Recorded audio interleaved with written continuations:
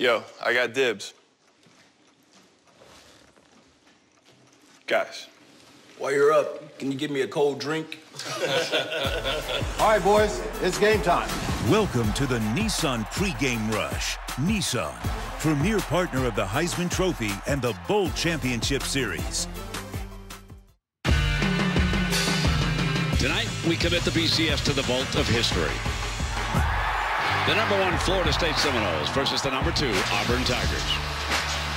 Buckle up, everybody, one more time. This for the last BCS National Championship.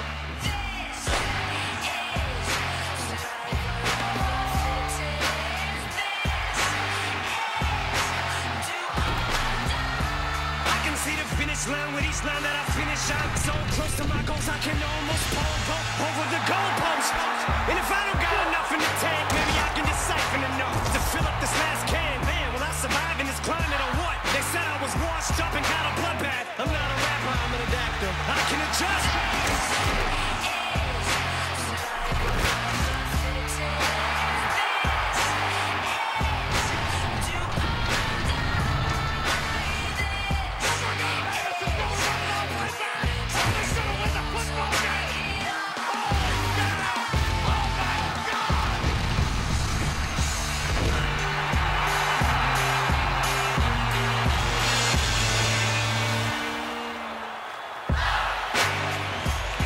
We welcome you to the Vizio BCS National Championship. It's undefeated Florida State against once beaten Auburn, #1, taking on #2. Gus Malzahn leading the Tigers out of their tunnel here at the Rose Bowl as they prepare to come on to the field. Just imagine, Herbie, some of the nervous thoughts with those players right now. This is really what you dream about your whole life as a football player, and to now be walking out of that tunnel and onto this field in this setting is about as good as it gets. A lot of folks have traveled from Alabama to watch the Auburn Tigers here tonight. And here comes the captains coming out first for Florida State. There's your Remington winner, Brian Stork, their fine center. Marcus Joyner, I believe, is coming out along with him. And then the rest of the team will come out of that tunnel. Very special treat tonight. Renegade is here. And Renegade is on the field right now with Chief Osceola up and this flaming spear that became such a great tradition back in Tallahassee. I can remember those night games on a Saturday night with Bobby Bowden as a coach and all those great players. And, oh, man, I'm going to tell you, what a tingle. They used to turn the lights off. They don't do that anymore for that ceremony. The team will come out now, and Renegade is going to lead them down. And, of course, Auburn and Gus Malzahn are waiting on the other side. Teams have been waiting 30 days, and now these precious last few seconds are probably the toughest to take this field.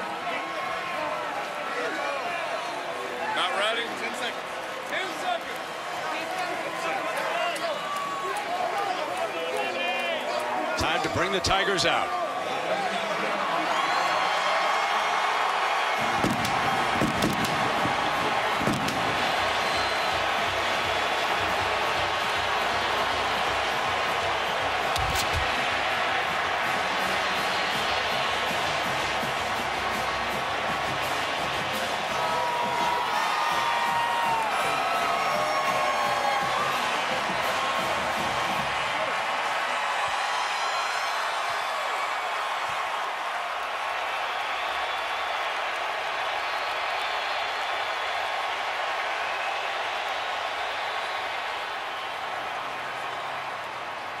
Now the Noles file out of their locker room.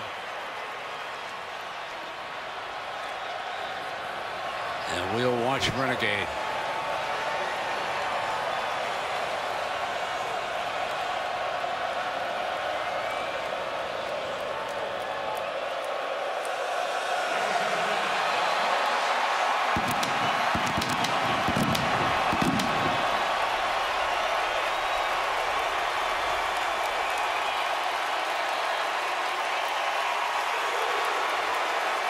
Planted the spear, Herbie. You wondered where he'd put it down on Sure this did. field.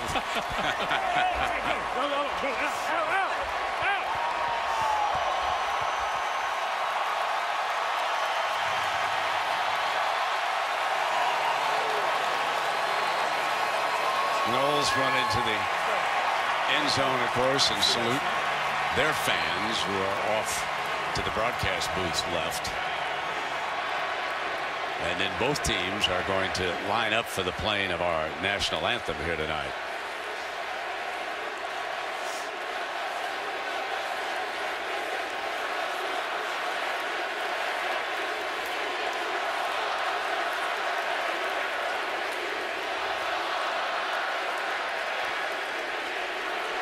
Ladies and gentlemen, please rise for our national anthem. And this year, to help celebrate the 200th anniversary of the Star-Spangled Banner, the Bowl Championship Series is pleased to present a special performance of the national anthem. To honor America, please welcome celebrated recording artist and 9-time Grammy winner, John Legend. Oh, say, can you see by the dawn's early light what so proudly we hailed at the twilight's last gleaming, whose broad stripes and bright stars through the perilous fight o'er the ramparts we watched were so gallantly streaming,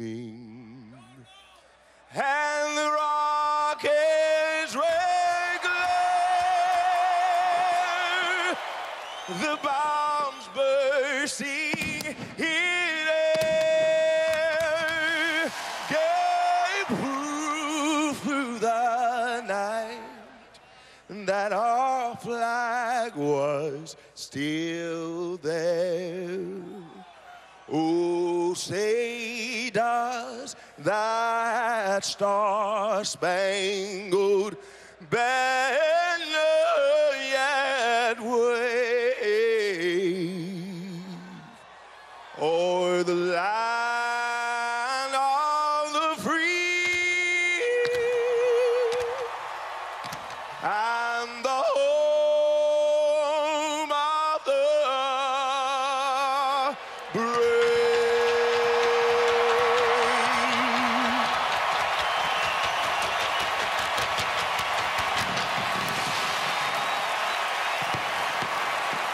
This has been the Nissan pregame rush. Well, Herbie, we get ready now for this showdown for the last BCS championship. Jameis Winston does a lot of things. Well, he's had such a marvelous year, and Jimbo Fisher told you and I early in the year, he just processes information so well for such a young quarterback, and it helps him in with his decision-making. Here's an ACC championship game. He moves the safety over, comes back to Nick O'Leary for a touchdown that was a crucial point in this football game. I've been so impressed with his accuracy. Another throw here to O'Leary, something that Auburn needs to be aware of when they match up their linebackers. Look where he puts the football, where only O'Leary can make the play. And then the it factor. All the great quarterbacks have this it factor where, you know, you got to make something happen when there's nothing there. Here against Clemson on the road, everybody's covered, so instead of giving up on the play, he finds a way to get into the end zone. And Ellis Johnson from Auburn, the defensive coordinator, is going to have to come up with some ways to disrupt his timing. A pregame tradition. Trey Fisher, Jimbo's son, with the quarterback. And on the other side of it, with Auburn, talk to me about this option attack that Gus Malzahn designed. You know, in early December at the end of the college football season, Auburn was humming offensively as well, if not better than anybody. It starts with Nick Marshall. He's going to read these defensive ends from Florida State all night. If they get upfield, he's going to hand it off to Trey Mason, who had 304 games in this game.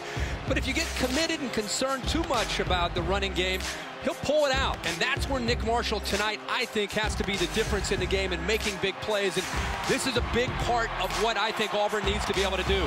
You know about the running game, but if you get so caught up in assignment football and defending the run, you better be careful. Here the corner loses him. This is a game-tying touchdown because you lose the discipline and the assignment of defending option football against that tempo. That'll be the real challenge for Florida State, but the 30 days will help the Noles to get them ready. There's Bobby Bowden. He's the honorary captain of the Florida State Seminoles tonight. On the other side, the great Bo Jackson, honorary captain of Auburn. John O'Neill of the Big Ten is our referee. And let's go down now for the coin toss. Okay, guys, introduce yourselves.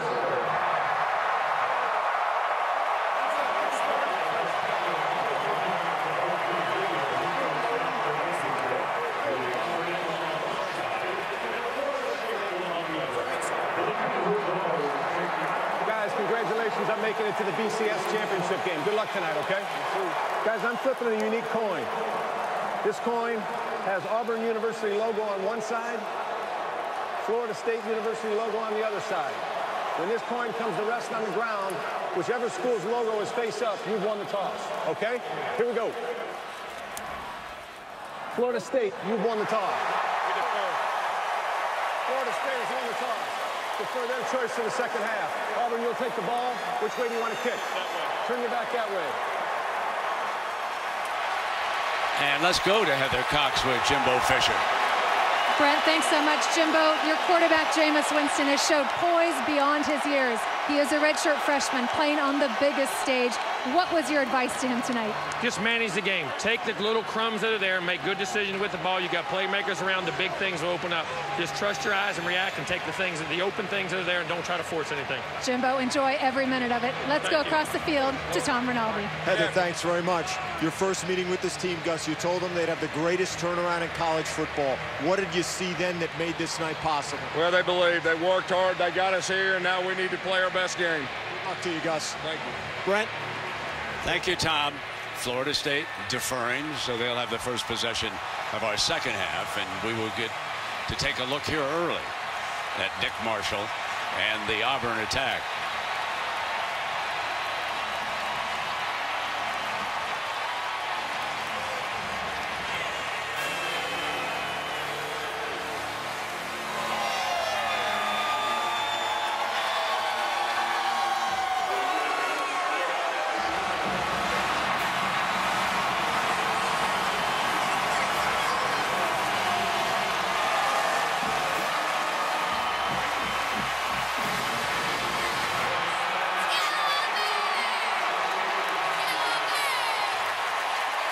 So Trey Mason will go back deep as one of the return men.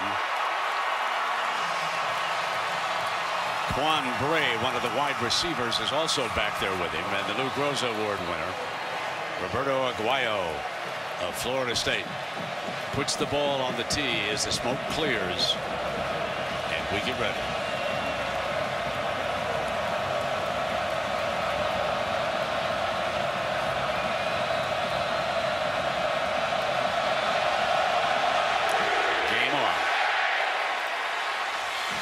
Bray is told to stay right there. And here to help us introduce Auburn's starting quarterback is 2010 Heisman Trophy winner Cam Newton. Today I'm introducing a fellow Georgia boy and a bona fide playmaker, Auburn's quarterback, Nick Marshall, who's accounted for 23 touchdowns and also is 5-1 versus ranked team and will have a big impact in today's game. War Eagle! And of course, Cam and the Tigers won the 2011 BCS National Championship, and Cam getting ready right now for the San Francisco 49ers in the NFL playoffs. Carolina will be at home, and here we go in the BCS Championship. Marshall with the read option hands it to Mason on the first down, and they gash a big hole against the Noles. So on the first play of this game, Auburn does answer the question, Herbie, are they going to be able to move it? And here comes that no huddle, hurry up look.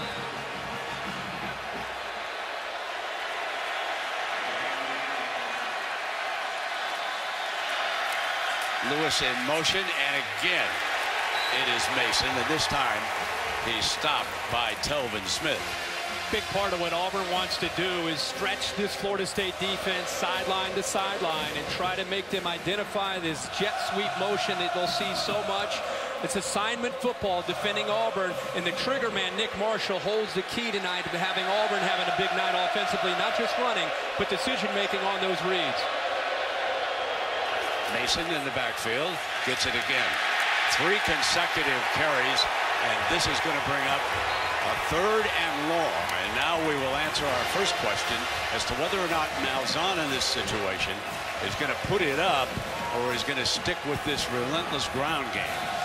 3rd down, a big part of tonight's game. Gus Malzahn and Auburn want to stay in that 3rd to 3, 3rd and 4 range. In fact, they're one of the best teams in the country at 3rd and 3 or less. You get to 3rd and 4 and higher, it's a much different story.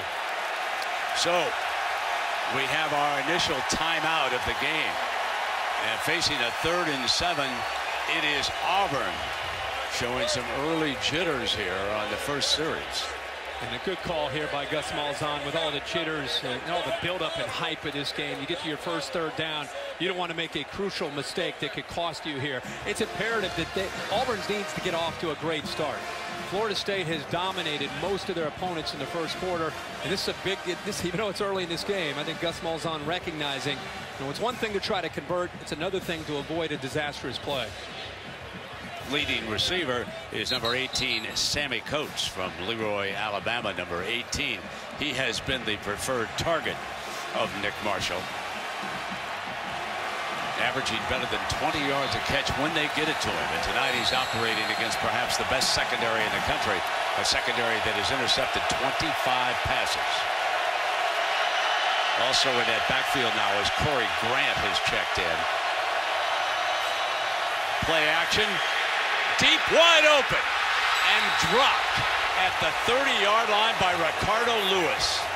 He was wide open on the secondary bust by the nose. And you can see miscommunication right here with Terrence Brooks. He and Telvin Smith are covering the same man, and prior to the snap, Telvin Smith is turning to Terrence Brooks and trying to get him out on the outside over the slot receiver. Nobody recovers Lewis, and I don't know if he just short on the ball or what, but he misses a wide open receiver and a touchdown. He did the same thing in the Iron Bowl against Alabama on the first series with an open receiver. Kenny Shaw awaits Stephen Clark's punt. Fair catch. At about the 23-yard line. Well, here to help us introduce Florida State starting quarterback is 2000 Heisman Trophy winner Chris Winkie. The starting quarterback for the Seminoles tonight is Jameis Winston from Bessemer, Alabama. He's the 2013 Heisman Trophy winner and looking to become the first freshman starting quarterback to lead his team to a national championship in the BCS era. Happy birthday, Jameis, and go Noles. Jameis turns 20 years old today. Winkie led the Noles to a national championship at the end of the '99 season. He beat Michael Vick and Virginia Tech in New Orleans. Bobby Bowden's second national championship, and it was something that night. Dante Freeman busts to daylight to the 45-yard line on their first possession. 22 yards for Devontae. Watch Trey Jackson, 54, climb up to the linebacker on McKenzie. Does a great job there as far as climbing up to that second level. Florida State's confident in their offensive line and what they can do running the football against an undersized front seven from Auburn. Jameis snaps off his first pass to Green for still another first down, and they barge into Auburn territory. Chris Davis making the stop. Chris Davis going soft in coverage, and Jameis Winston recognizing that. In fact, Davis in his back pedal loses his footing. This is something they've got to be able to defend underneath with Kenny Shaw and also Rashad Green. In space, they're very, very dangerous. The Noles empty the backfield. Jimbo Fisher calling the plays.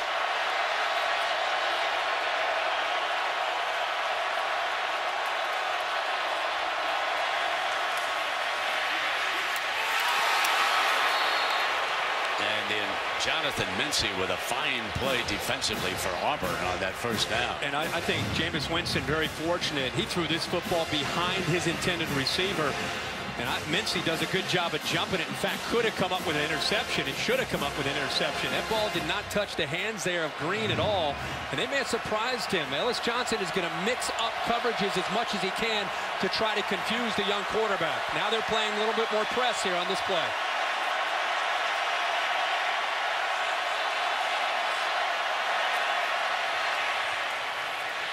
Shaw is short of the 40. That's a loss, and Jermaine Whitehead with a fine stop for Auburn. Very clear that Ellis Johnson and Auburn, they want to try to mix things up, and you have to do anything you can to disrupt the timing of Winston and this talented group of wide receivers. When you pressure him and blitz him, he's been effective this year, so you cannot show what you're going to do and tip your hand. You've got to show one thing, disguise, and get into another. They've got to do a good job of trying to confuse him, see if he can put the ball into coverage. Wilder is the running back right to Winston's left. They show blitz, and there's a penalty flag on it. I think the right guard may have moved there, Brent. Full start. Offense number 54. 5-yard penalty, still third down. That's who it was, Herbie. Trey Jackson.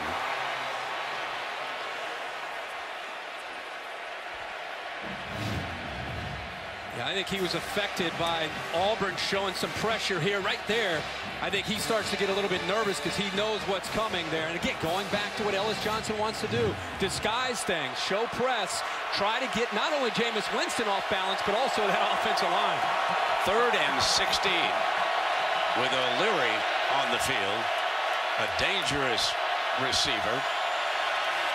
He stays in the block, however, and Winston throws downfield wide open. Is Green and out of bounds. First down as the defensive back appeared to go down on the play. Yeah, not the same defensive back dropped, and it was Chris Davis. Good job by Florida State here on 3rd down. This is a big question. Could they protect Winston?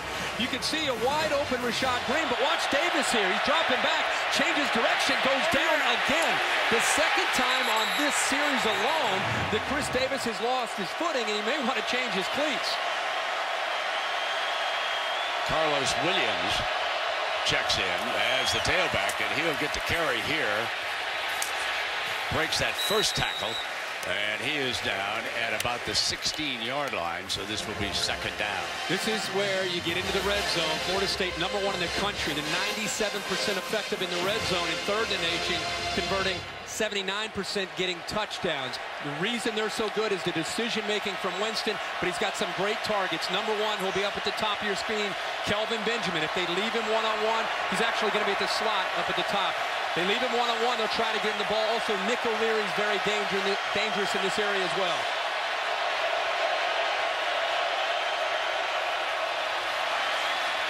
Winston, end zone, a little too high that time. And it will be 3rd down. Chris Davis with coverage in the end zone that time. But Winston threw it high, and he tends to throw it high. Remember what we told you about Benjamin, folks. He is 6'6".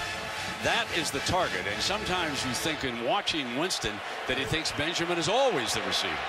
And when you double, if this see on this 3rd down, if they have a corner and a safety over the top to take away Benjamin as a threat, if they do that, obviously the receivers on the other side have got to make a play, or it can open things up into the interior of that defense.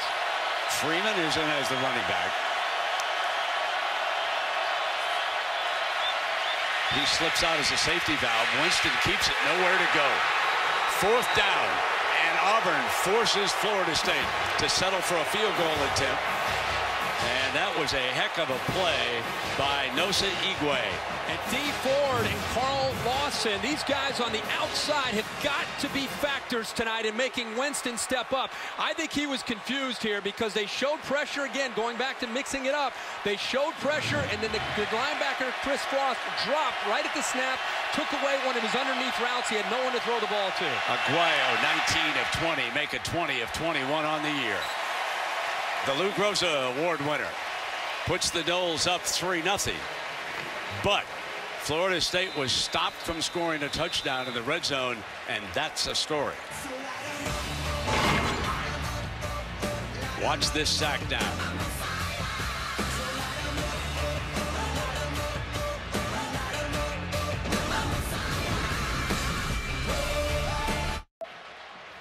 Visit Visit WatchESPN.com or download the Watch ESPN app to watch ESPN live anytime, anywhere. Brought to you by Vizio. Welcome back to the Rose Bowl and the Vizio BCS National Championship. Florida State settles for a field goal. And Trey Mason goes back deep again with Bray. Let's check that now. Chris Davis has come in as a return man. So Chris Davis is a hero that everyone in Auburn certainly remembers. The young man who ran 109 yards with a missed field goal against Alabama. This is Bray. Bray will come out.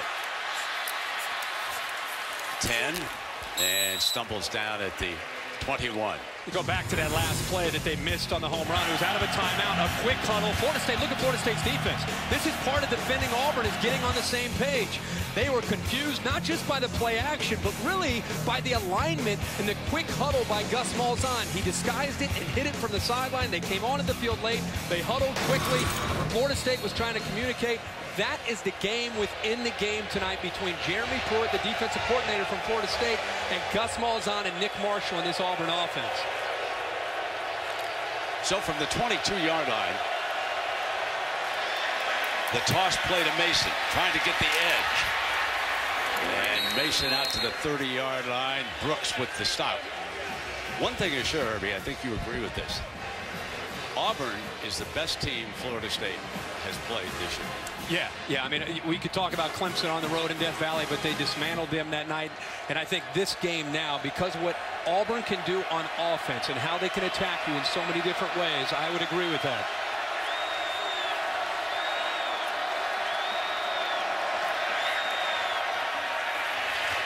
Not much doing there on that second down. This will be 3rd and short. I think one of the things when you face tempo and you face this attack, when they do so many different things, is maintaining your edge. The personality of Florida State is being aggressive, blitzing. You can't get on your heels because of the tempo. You've got to take the fight to them and not let them dictate things to you. So many of their opponents in the SEC this year got on their heels. That's what Florida State's trying to avoid tonight, maintaining that aggressiveness. Again, Mason battling for the first down.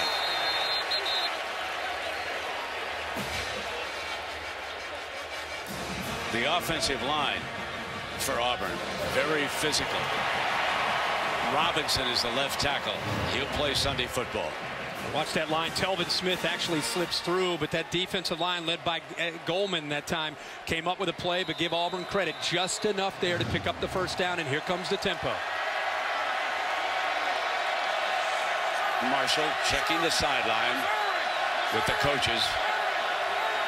Has the change delivered to the offensive line.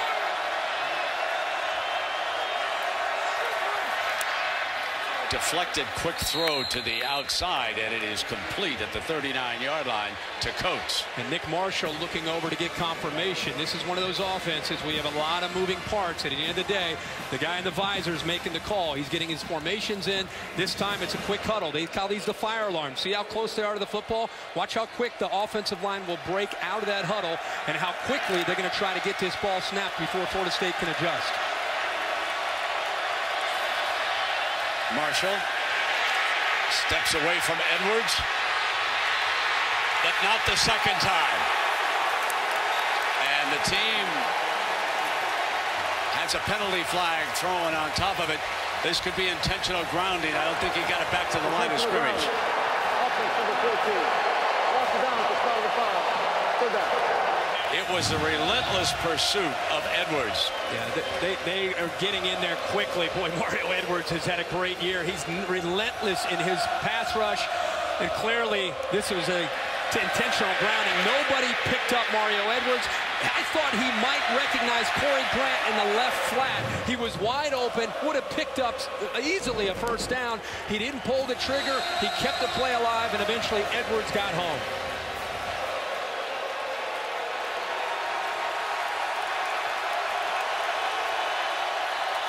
Third and 14 as a result of that penalty. Straight down the middle, grab for a first down at the 45 of Florida State.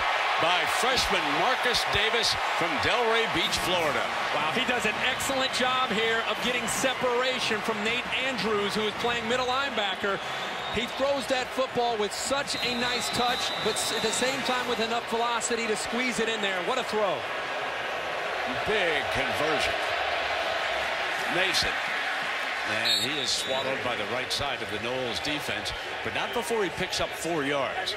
So that makes it 2nd and 6. And Auburn in this up-tempo offense ready to go again.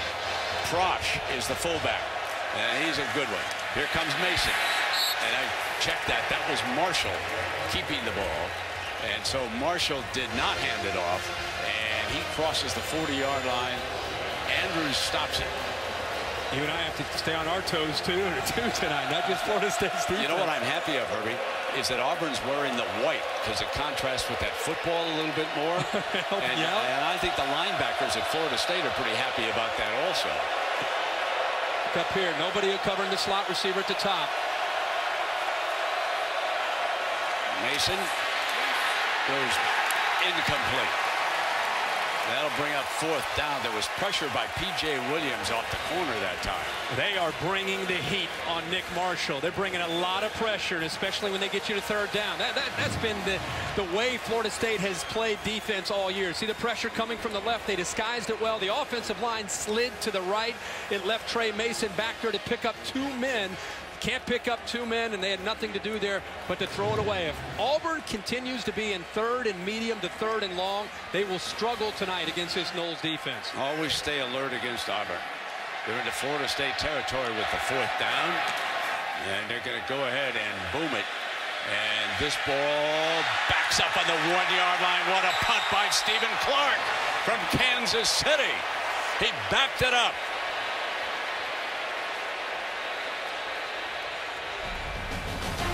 Now watch this, the reverse spin, and the young man did his job.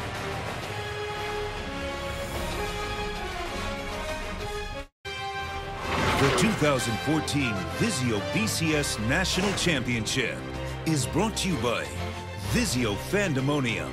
Go to VizioFanZone.com and outshout your rival to push your team to victory. Cadillac, Allstate.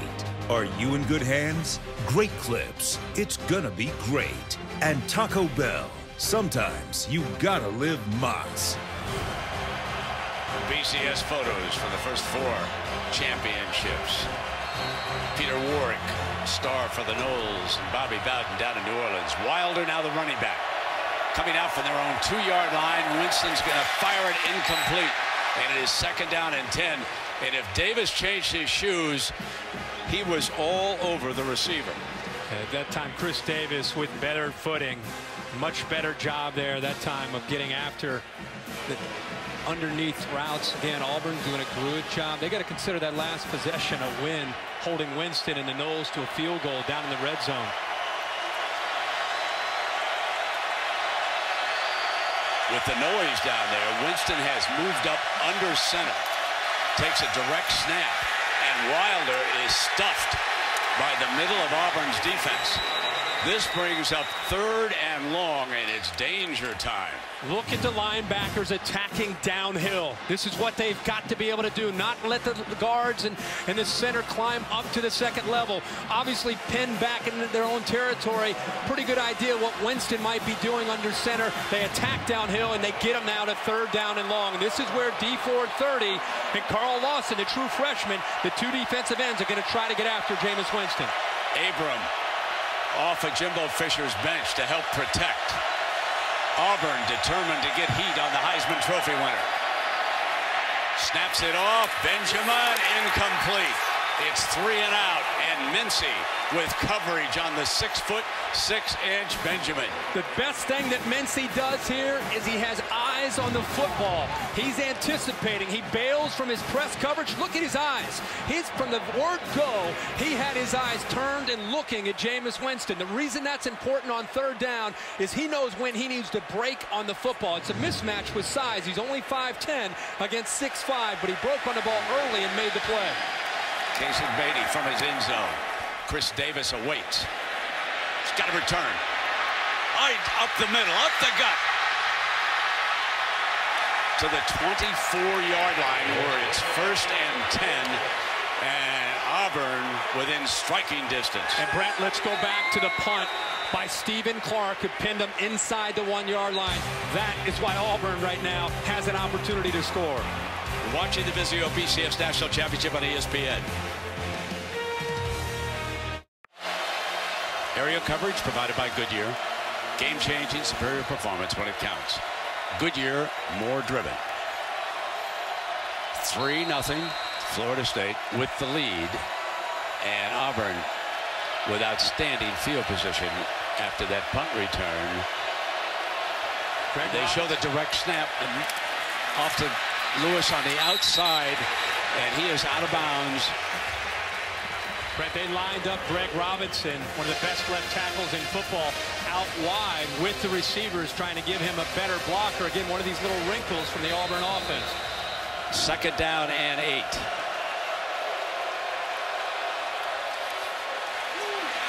Mason dancing to the 19-yard line, and Brooks again. That battle up front is getting physical. Mario Edwards that time went right through Greg Robinson, just ran him over, trying to set the tone for the Noles. But this is where Auburn and Gus Malzahn, this is where they want to be. It's still 3rd and 5, but it gives them the option of running what they like to do in their run game, but also possibility of the play action. It makes Florida State have to think about that.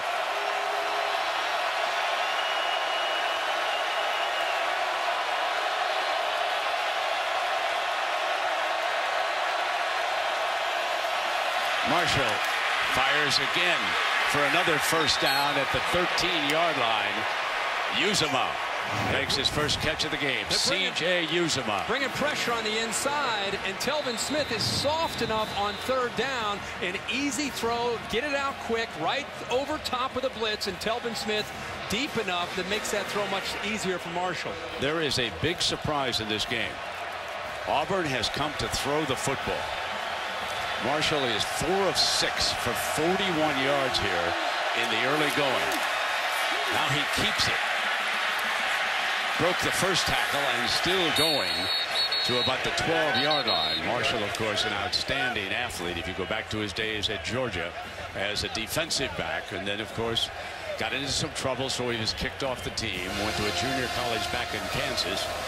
Gus Malzahn came as the head coach, and he was looking for someone like Cam Newton to run this attack. And the young man had paid his dues and was doing well. He brought him on board, and here he is tonight with a 2nd down and 9.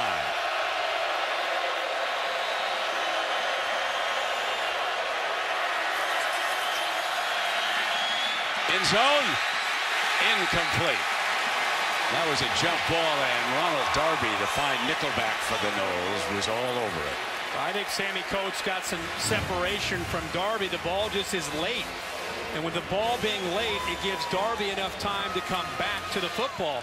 Coates initially gets behind him, but you see the ball is thrown back, and Darby is easily able to locate the football and just knock it down.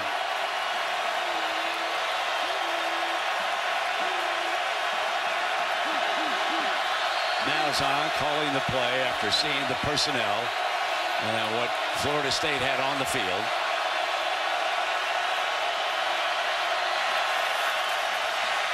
Drops it off to Mason. End zone, our first touchdown. Trey Mason hits pay dirt for Auburn.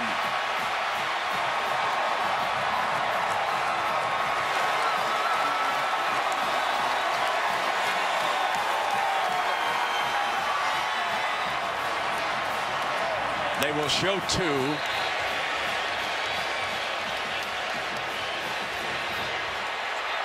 Now they will switch back into their regular kicking formation, and this is Cody Parkey who will kick this. He's a young man from Jupiter, Florida.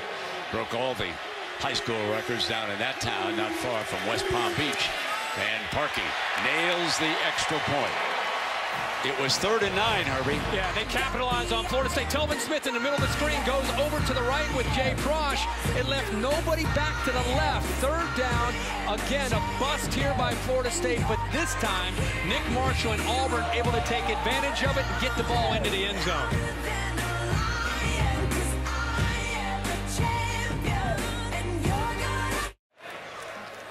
And a story for the first time since September 28th against Boston College, where 583 minutes, 42 seconds.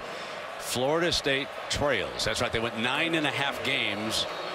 They actually caught the Eagles at the very end of the first half in that game with a long pass to Shaw from Jameis Winston.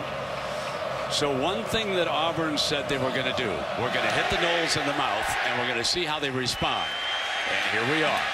Whitfield going to take a knee, and it'll be up to Jameis Winston and the attack from the 25. Yeah, this is a very big drive for Winston and Jimbo Fisher, maintaining their poise and their patience with their play calling. You know, you go back to what Nick Marshall and Auburn is doing. You say they're throwing a little bit more than we expect. I think what they've adjusted and Gus Malzahn has adjusted to is Jeremy Pruitt's defense selling out against that powerful running game that they had those last 2 or 3 weeks of the season, leaving themselves one-on-one in coverage, and Auburn's going to have to execute in their pass game tonight. They knew that coming in.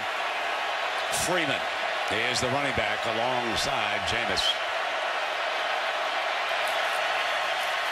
Freeman was able to battle through that first defender. Gabe Wright was there along with Ladarius Owens, and this defensive front starting to get a little pressure. The equalizer for Auburn in tonight's game has got to be the defensive line, because Florida State can run the football so well, they can throw the ball so well.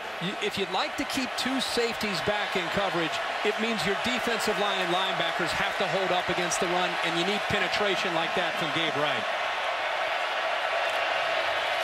And here comes Winston on an option, and he is brought down by Casanova McKenzie.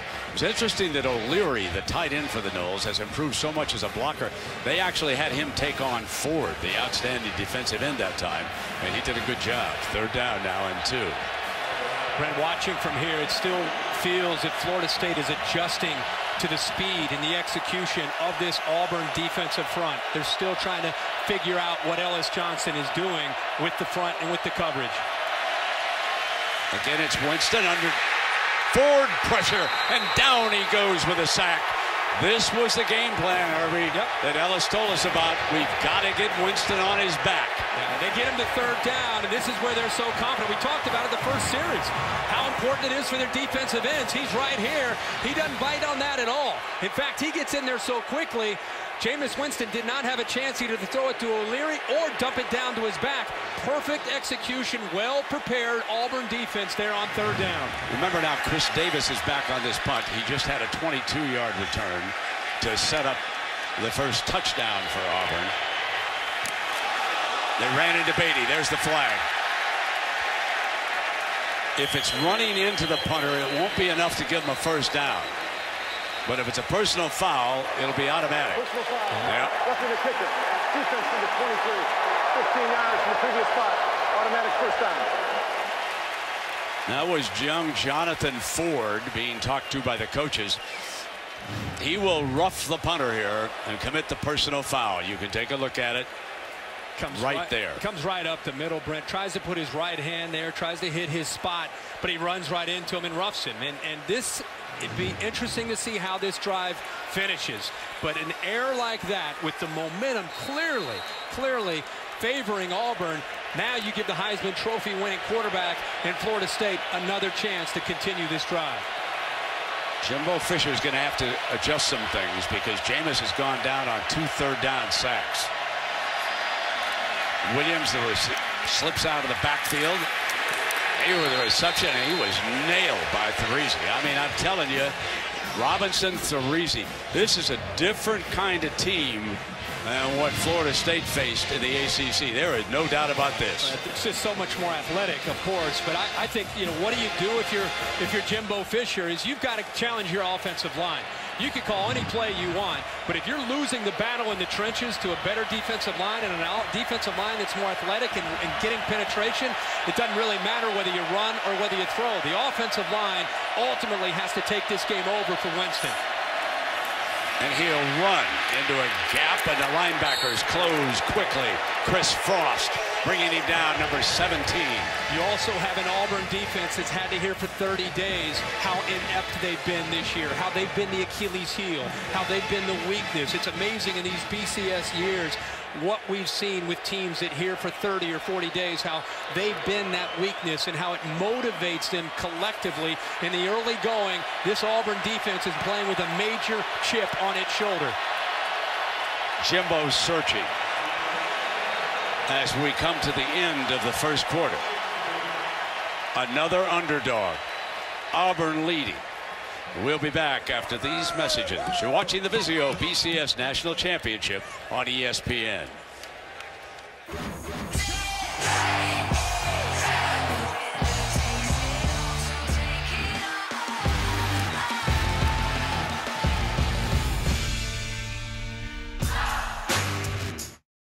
We welcome you back to the Vizio BCS National Championship on ESPN. Brent Musburger with Kirk Herbstreit, Heather Cox, and Tom Rinaldi. Auburn leading Florida State 7-3. We open the second quarter with a third down for Florida State, and they need 9 yards. O'Leary trying to slip out. Winston goes the other side, and it was deflected by Davis. Davis on Green knocked it down. Auburn right now getting pressure. They blitz. They lead their corners on an island, and Chris Davis gets physical, eyes on the football, knocks it away. And I'll tell you right now, Mency on one side, Chris Davis on the other, holding up very, very well in man-to-man coverage. And at this point, Florida State now 1 of 5 on third down. Beware of a team when everybody says they can't do something. They could not stop Kelvin Benjamin. He hasn't caught a pass in this game. Davis is back deep on this 4th and 9 punt again. And remember, they roughed the punter the last time, and that gave Florida State a fresh set of downs, and Jameis Winston unable to do anything with it. So from behind Beatty, Davis is now standing back on the Auburn 17-yard line. So they're going to flip field position after that penalty, if nothing else. Booms hit high. Fair catch by Davis at the 15-yard line. And that's where Auburn will go to work. Leading 7-3. We'll be right back to Pasadena. Well, the DirecTV mobile studio has traveled the country throughout this college football season, and it's with us here in Pasadena for the championship game. Offensive coordinator for Gus Malzahn is Rhett Lashley. Lashley's a story. He was a quarterback in high school, and if you think that Gus Malzahn only runs, think again. Lashley threw 71 passes in 2 games for him. Now, notice how they separate on the sideline. That's a story. Gus likes to get closer to the line of scrimmage. Lashley likes to watch the safeties. That's how they set up. First down and 10. Breaking free is Mason. And he wants a penalty, Herbie. I think the ball came out there as he went down, and he's saying he was down. He breaks free, and this is what Auburn wants to be able to do. Boy, it's going to be very close. I'm sure they're going to take another look at that, Brent. As he goes down, the ball comes out. It looks like his backside is, in fact, down. So certainly upstairs here, Tom Herbert, our fine replay official, taking a quick look at it. Again, this is a Big Ten officiating crew. There's enough evidence in those replays to show them that he, in fact, is down. They'll move on. Let me tell you about Tom. He makes quick decisions, but that time he wanted one more look. At the last second. I tell you, he got it down there and said, "Hold on here, John. Let's take another look at this, okay?" And a bigger story for Jimbo Fisher's defense. That's the first time Trey Mason has popped through. The ruling on the field was the ball came loose before the runner was down before the ball came out. That ruling is under further review.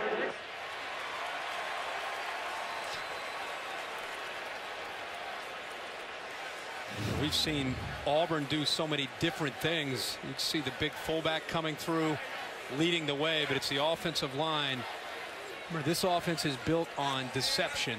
They want to get you thinking about a lot of different things and making you defend a lot of different areas, and you get so caught up in Nick Marshall and his throwing, you forget about Nick Marshall and those responsibilities, and he can pop one. I think he's down. Left thigh was down. Yeah, I think he's down. No question about it. Yeah.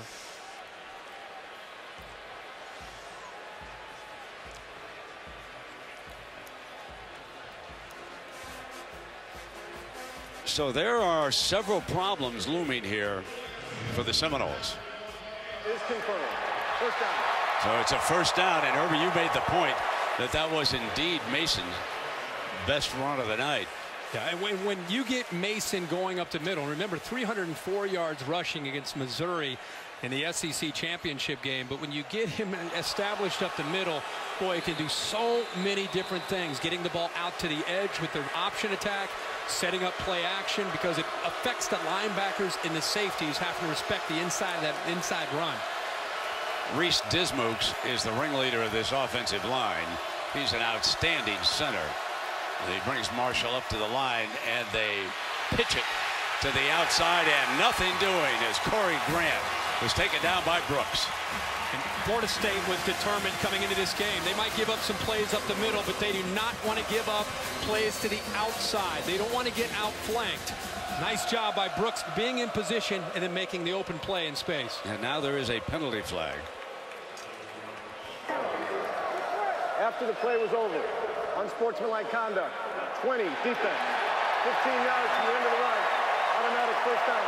That's LaMarcus Joyner, one of their leaders. And Brent, he took a wide receiver from Auburn all the way to the sideline, and he's a leader. He's got to be very careful. Look at the top, right in here in the middle. He starts to take a swing there. They're out of bounds. A little bit of a push, a little bit of a flop by Reed, but I think it may have been called even before Reed went down there towards the end. Corey Grant stays in. They sometimes motion him, as they do here. Play action, fire wide open in the middle. In a foot race is Melvin Ray. Touchdown, Auburn. A 50-yard strike. And again, Gus Malzahn has found a wide open middle against Jimbo Fisher's Florida State Seminoles. The linebackers are getting lulled to sleep with all the different looks and the quick huddles, and all of a sudden you have it moved back and Corey Grant in, and they've been hearing about it for 30 days. Okay, when 20 comes in, you got to expect a jet sweep. Look for the jet sweep. They got lulled to sleep. Gus Malzahn and Rhett Lashley break a tendency, and they get the ball behind the coverage to Melvin Ray. Cody Parkey tacks on the extra point. 85 yards. 3 plays for Auburn of the SEC. And Corey Grant is right here for 30 days. They've heard when 20 comes in, get ready for this and get ready for the running game. Here's Ray who gets behind him, but watch the Florida State linebackers. They get lulled to sleep right here. They're so caught up in the running game, they lose track of what can happen behind them, and that's an easy throw from Nick Marshall. Well executed for the Auburn Tiger offense, and they right now have this Noles defense on its heels and confused. Some folks who love the favorite, they're a little uneasy right now.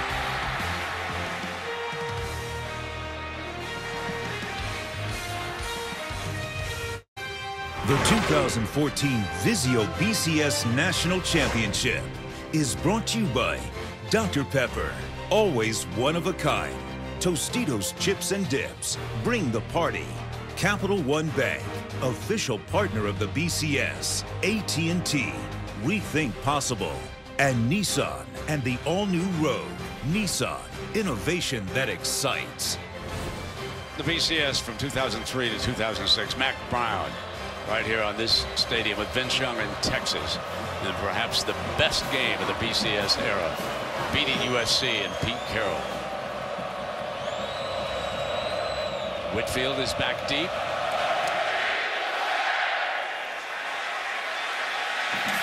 And he's going to come out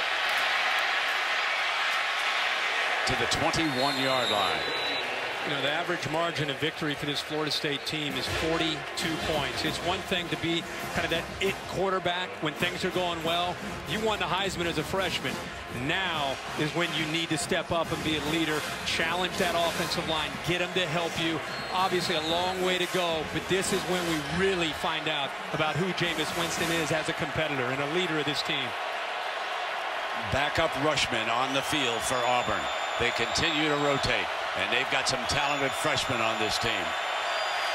First down, Winston fires for Shaw, incomplete, and the safety was coming over basically through the double coverage, and Threese was right there. So there is the offensive line led by Stork, Matias and Jackson, Hart and Irving. Each of these fellas won some kind of a postseason honor in the ACC or nationally. Stork, of course, the Remington winner, and Irving was voted the best lineman in the ACC. So it is second down and 10. Showing pressure.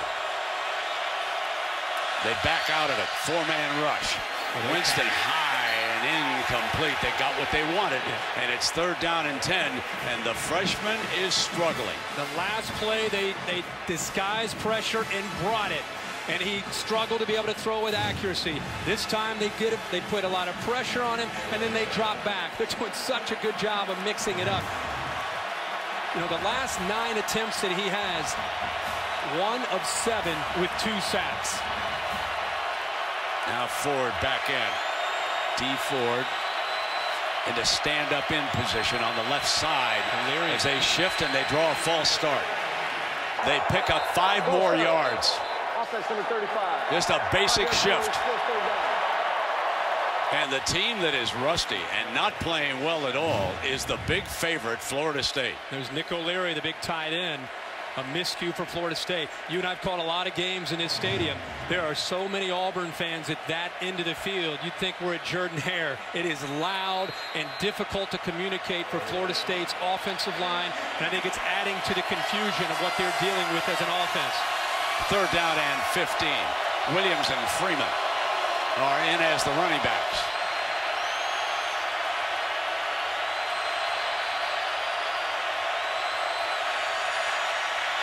Going to run Freeman on a sweep. Big hole, but he's down short of the first down at the 26-yard line. Ryan White, a senior safety from Tallahassee. Cannot say it enough what a job Ellis Johnson and this defense have done with the scheme that they've brought into the game. Very, very aggressive with the way they're playing. The talented group of wide receivers, so far a non-factor in this game. It's easy to point the finger to Jameis Winston, but his teammates up front with the offensive line and the receivers also being challenged by this Auburn defense. So Auburn came in with the intent to make Florida State play in the fourth quarter. That might happen. They said the Florida State thinks this game is a 3-quarter game. We're going to make them play the entire distance. And they're delivering a message here early with a 14-3 lead.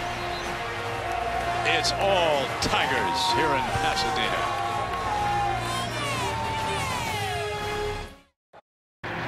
This year's AT&T All-America Player of the Year is A.J. McCarron of Alabama. On behalf of AT&T, we'd like to congratulate A.J. and thank all the college football fans out there who voted. The AT&T All-America Player of the Year is determined by the fans' vote. Back to Brent Kirk. A.J. McCarron, of course, won the last 2 national championships with Alabama. But he felt the sting of Auburn in the Iron Bowl. And now it is 1st and 10 for the Tigers, who are growling here in Pasadena. Mason back in as the running back. Marshall keeps it, and Edwards hits him immediately for a loss. Edwards beat his man, read it perfectly. And the defensive ends against this offensive attack have to deal with so much, whether you're being read in this case, or you've got a guard pulling around, or you have an H-back that might seal you. Great job of coming down and attacking the quarterback that time by the big sophomore Mario Edwards. Marshall is 6 of 9 throwing so far for over 100 yards. Prosh is his tough fullback off to the left. Draw play with Mason. Right side. Daylight. Midfield. First down, Auburn. just not used to seeing Florida State missing tackles in the open field. A good block. How about these receivers, the way they block downfield? Sammy Coates, great effort that time on P.J. Williams, but a missed tackle by the freshman Jalen Ramsey gave him the first. Ready to go again. Marshall keeps it. He finds a crease behind the right side of his offensive line. A good first down run. Jalen Ramsey, the freshman, forced to make the stop. Auburn is dominating at both ends, offensively and defensively in this game. You would think they are the double-digit favorite in this game and not Florida State.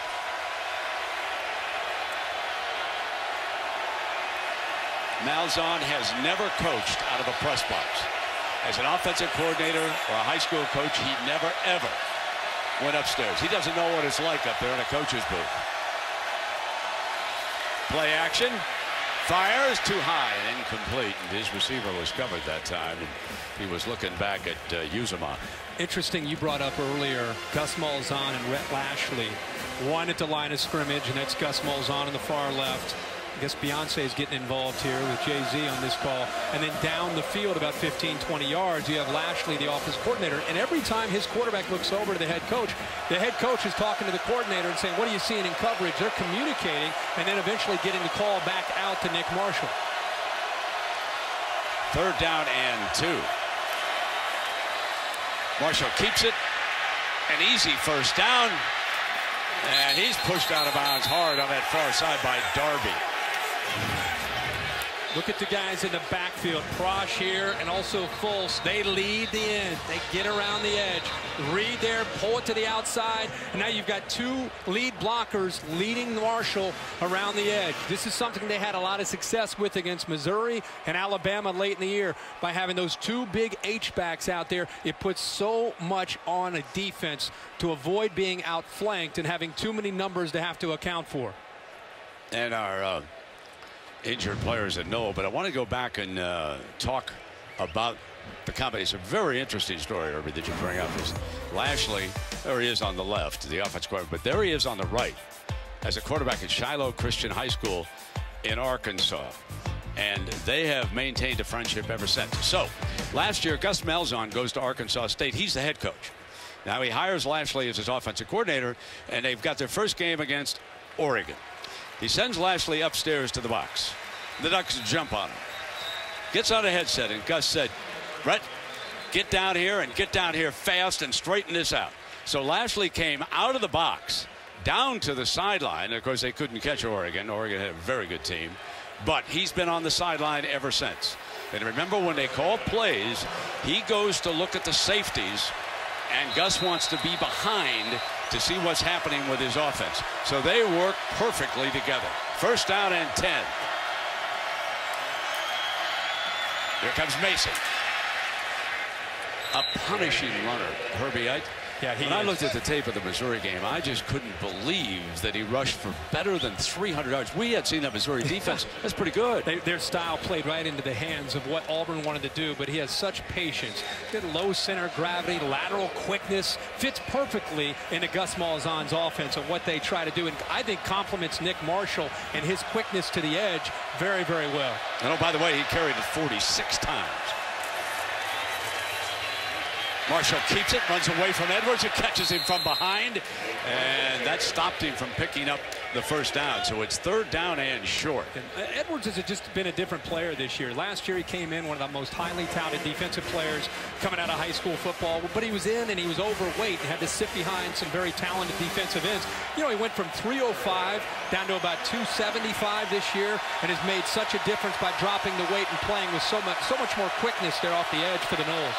So defensive coordinator Pruitt is allowed to sub the Noles because Auburn brought substitutions onto the field. When you work against the hurry-up, that's what you look for. And Mason batters straight ahead. Jernigan, one of the best interior linemen of the country, Timothy Jernigan, is right there. But again, they move the chains. Here comes the hurry up. You're getting caught up in the running game. Sammy Coates is alone up at the top. They love him when he gets in one-on-one coverage. He's up against P.J. Williams. Lewis, the motion, and there was a flag prior to the snap. The line judge coming over to tell John O'Neill what the problem is here. Encroachment, number 1 offense, lined up in the neutral zone. 5-yard penalty, still first down. And that is Reed, wide receiver, guilty on that play. So that'll make it 1st and 15, and the ball will be brought back to about the 27-yard line. This Auburn offense, number 1 in the nation coming in as far as their ability to run the football. And tonight it's been a much more balanced attack. We're seeing Marshall throw the ball as we've seen earlier this year when teams have loaded up against the run. There's Mason on that draw. So it'll be 2nd down and long. Terrence Smith, and we haven't mentioned these linebackers' names very often here so far. Telvin Smith, Terrence Smith, Christian Jones. They've had a little bit of a difficult time out here against this pace and this punishing running game, and some of these linemen have been getting to the 2nd level on it. And you see Florida State's defensive linemen hands on their hips. This is the 10th play of this drive against tempo. It really can affect the defensive linemen and how well they play up front. This is huge from a no situation.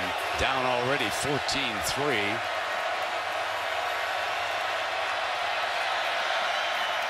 Marshall, far side, incomplete, and this will be 3rd down and long. They are within field goal range.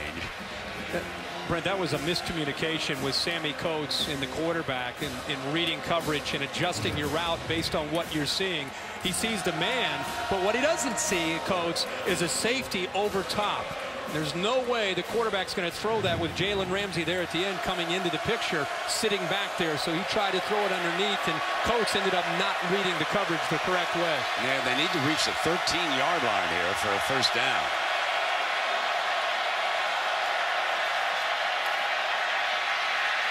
Marshall runs away from the pressure on the move. Now he's got to keep it.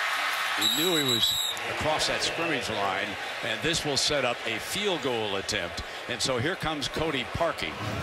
This time they hit him actually with a big play through the middle of the defense against cover 2. That time Nate Andrews took it away. Remember, Auburn hit a big throw there. They forced Marshall to try to come up with a scramble to try to have to pick up the 1st down. Good pressure by Jones, and eventually they force him out of bounds. There was hesitation on that far side. You don't think he would attempt a fake here, do you? It is 4th down and 3. White is the holder for Cody Parkey. And by the way, his high school snapper from Jupiter, he's the snapper for the other team, Florida State, tonight. So here's Parkey. Uh-oh, outside. Misses the 33-yard attempt. No good. He's now 14 of 20 on the year, and Florida State catches a break. Something that they need to try to change the complexion of the football game. Slid it to the right. You're watching the Vizio BCS National Championship on ESPN.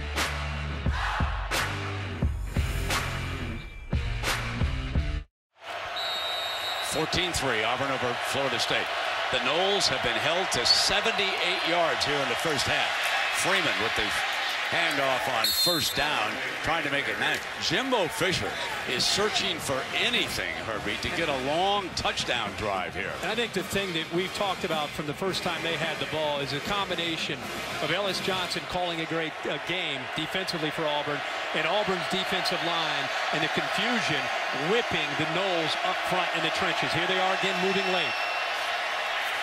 In trouble. Fumble. Loose ball. Battle for it. Auburn says they've got it, and they do. Winston turns it over.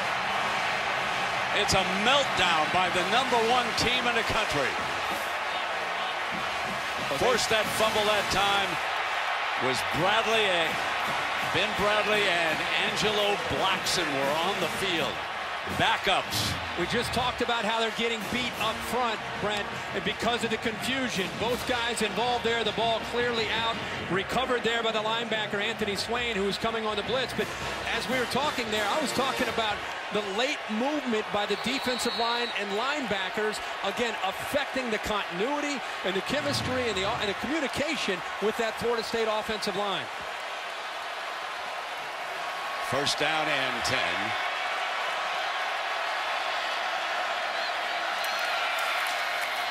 Mason picks his way to the 25-yard line. Goldman with the stop. Go back to that play. It looks like a four-man front, and then all of a sudden they end up moving and shifting right before the ball snapped. The linebacker, Anthony Swain, walks up over the B-gap. They show pressure, and they bring it. And again, they got to him that time.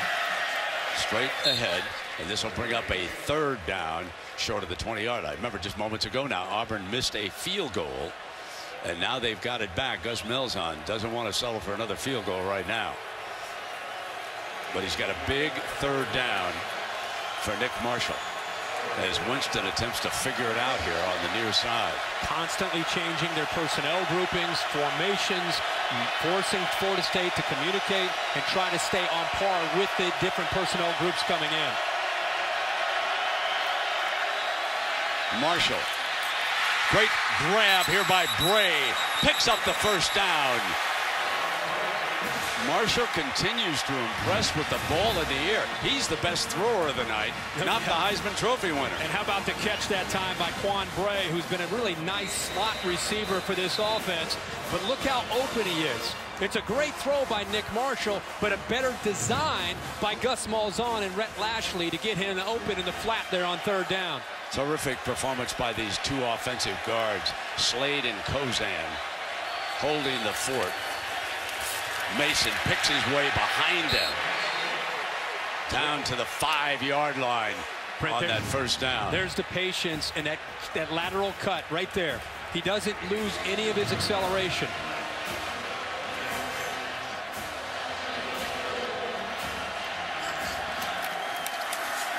Coming back with the quarterback. And he crosses the 5-yard line. So here comes your 3rd down. When Marshall and Auburn, if they have had such success on 1st and 10. With this offense, if their big part of being successful is getting to 2nd and 5 and 2nd and 3, and that's where they've lived here these last few series. Confusion again for Florida State. Who to get on, who to get off. Look at him. Here comes Power. Fultz is the tight end, number 11. They're going to run away from him. No, Marshall keeps it as he did against Missouri. And he walks in. Who amongst you thought that Auburn could perhaps blow Florida State out? I don't know anybody who thought that was possible.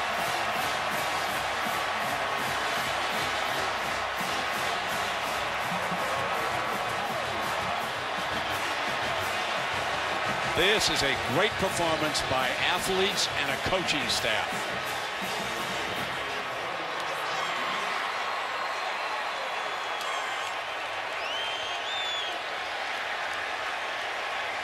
Now Parkey settles his nerves after missing that field goal. Got it right back on the Winston turnover that set this up. That's right. You got to go back to an opportunity presented by this Auburn defense. They've been playing well all night. They got pressure. They brought it late. Jameis Winston, that offensive line confused. Winston trying to make something happen. The ball comes out. Those Tigers, that Tiger defense is all over it. And then it sets up Nick Marshall in this offense. And you get so concerned with the interior run. And all he does is read it and then follow those 2 big H-backs to the outside and then has the speed to outrun Telvin Smith to get to the corner of the end zone, and they are up 21-3.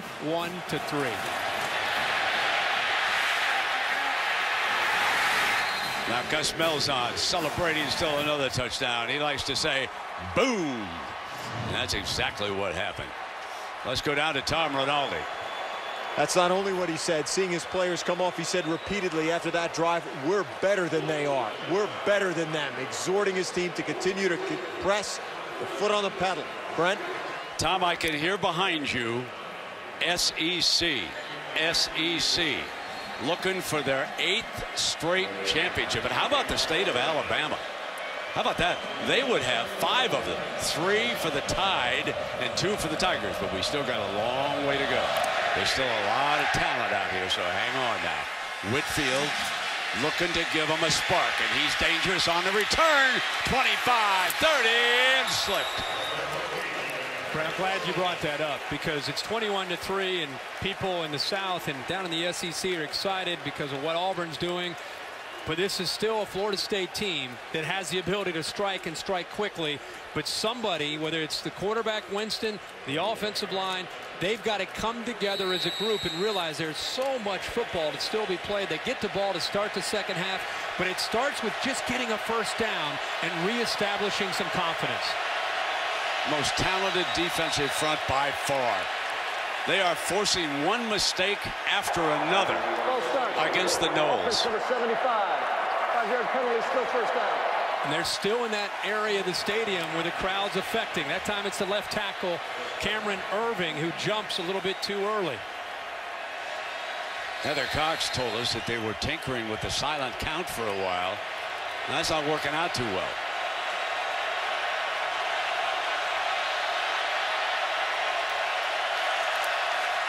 And they come back with a running play with Williams, a converted safety. And Williams is out to the 35-yard line. We've talked so much about the athletic ability of Auburn tonight, Brent, on this side of the ball. The other thing that you've got to mention is the way they have been on the receivers from Florida State. They have 16 yards after the catch. That's an area that they have made a living this year against defenses. And Jimbo Fisher wants to keep it on the ground with Williams to the 40-yard line, and Jake Holland, linebacker from Pelham, Alabama, brings him down. And so here comes another third down, but it is quite clear right now that Fisher wants to take it out of Winston's passing hand and see what he can do with the run game here. Now they'll have him back in the gun. And this time he will throw again. Dropped. So just when they get a receiver open, Green drops it on the cut, and that would have been a first down. It all seems to go hand in hand in these games with so much pressure, and all of a sudden you're in uncharted territory for Florida State. You think about Winston pressing. How about the offensive line jumping at times and having an illegal procedure? The receiver as good as Rashad Green, one of the best in the country, an easy first down, the ball slips through his hands. It's mistake after mistake after mistake, and you've got to give Auburn the credit for creating the intensity in this game and forcing these miscues by Florida State. So Davis goes back again, and Beatty punting. A fake. And they bring an end around off of it, and they're going to get a first down with Williams. So looking for something to happen, Jimbo Fisher whistles up the fake punt. And let's see if that gives his team a lift. Brent, I'm with you. I think they're looking for something to try to spark their team. Here he is out here. This is deep in their own territory. You imagine if this did not work out, but they catch him at the right time, and Williams has the speed to get around the corner and pick up the first down. But a gutsy call there by Jimbo Fisher. On 4th and 4. Winston now firing complete to the 47-yard line, and Rashad Green holds on that time. And Brent, I love that he went right back to Rashad Green. He just dropped a big third down. This guy's been making plays for you all year. They give him a chance on the almost exact same route, and this time with better coverage, Green holds on to the football. O'Leary off the sideline.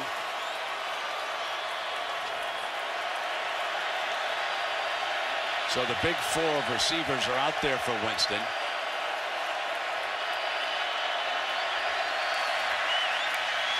It's a run play all the way.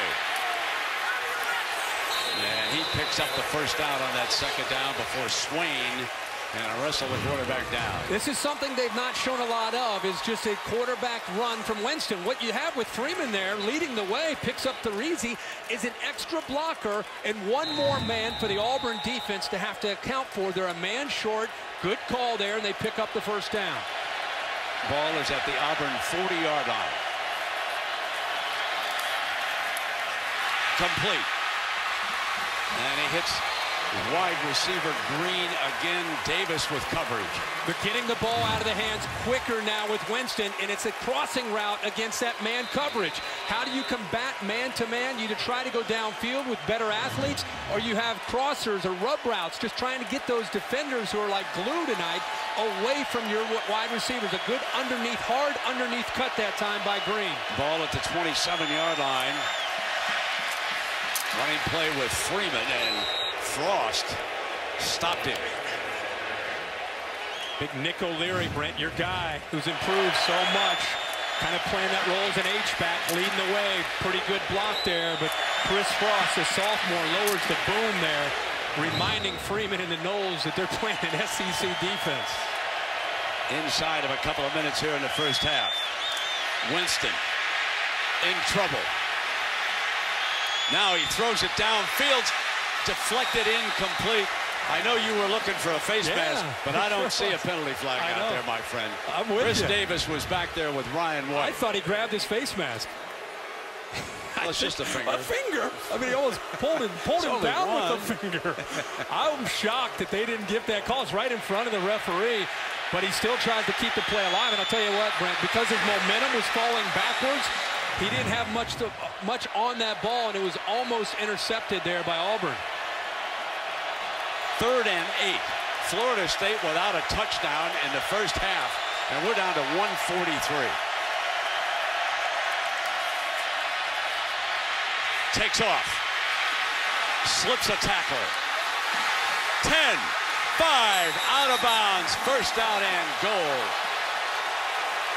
Ryan White saves a touchdown on the play, but it is 1st and goal for the Noles. They brought pressure, and there's nobody left underneath in man-to-man coverage. They lost their eyes because of the man-to-man. They lost Jameis Winston with their backs turned, running with the receivers. And Winston, for a big guy, hit 6'4", about 230 pounds, making some people miss in the open field.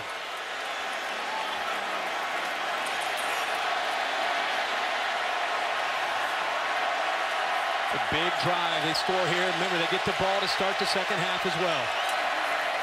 Freeman, touchdown, Florida State.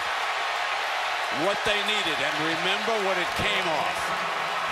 A fake punt on 4th and 4, kept it alive, and who knows, that could be a game-saving drive. Brent, not only was it a gutsy call by Jimbo Fisher to pick up the first down, but as you can feel in this stadium, it changed the momentum of the football game after Winston ends up taking this team down and putting the ball into the end zone. Aguayo. That ruling is under further review. So they're going to take another look at it here upstairs in instant replay. I didn't think watching it live that there was much of a question, but let's take another look and see and make sure that Devontae got across the plane before the knee's down. I think it was back about 3 yards where his knee right there, but a little further back. I mean, it's a touchdown, but I think that's what they might be taking a look at.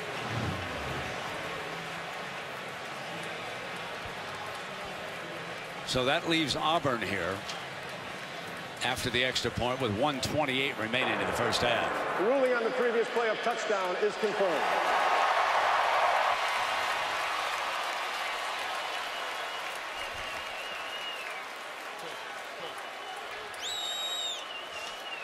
Jimbo continuing to coach up his freshman, who after that fake punt led his best drive of the night.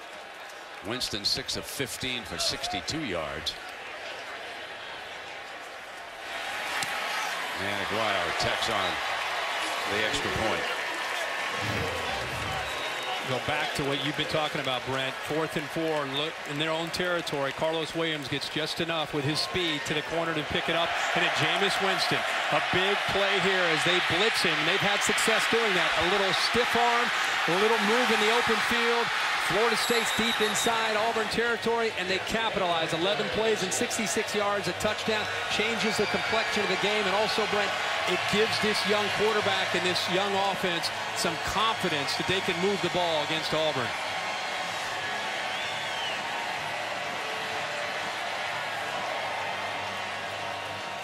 Sigh of relief as much as anything. He's thinking, man, we've been scoring at will. We've been averaging 8 yards a play this year. They have had to work for every inch tonight in this first half. On this return, Grant and Bray are back deep. And Corey Grant will be the near side return man.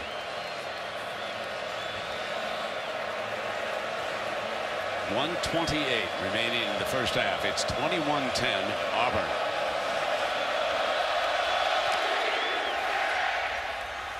This is going to be taken by Bray at the goal line. Breaks it out. Nice return to about the 28-yard line. Well, a reminder that the college football playoff is coming to ESPN next season, ushering in a new era. For the first time ever at the highest level of this sport, the top 4 teams in the country will compete in a seeded playoff to determine the national champion. College football playoff begins January 1st, 2015, only on ESPN, and one of the semifinal games will be right here in the Rose Bowl. You always have the inside info. They're doing away with the crystal ball, right? Do you know what the trophy is going to be next year? They've got a whole brand new trophy. Where do you see it? I can't give it away. I'm sworn to secrecy. They'd have to kill me if I told you. First down and 10. Mason is out to the 34-yard line, and he's rushed now for 89 yards. Telvin Smith making the stop. I'm watching Gus Malzahn, and he's still in hurry-up mode. I mean, you know, they have 2 timeouts. Just about a minute to go here in the half. Let's see what he does here on this second down. No reason to think about it. You could be pretty content with an 11-point lead against this Florida State team. Mason again.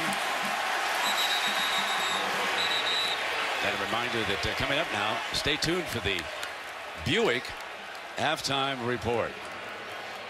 Now I'm starting to wonder if the Seminoles with 3 timeouts. Looks like Jimbo Fisher also going to let this clock work its way down. He said, make him punt. That's what the assistant coach said to Jimbo.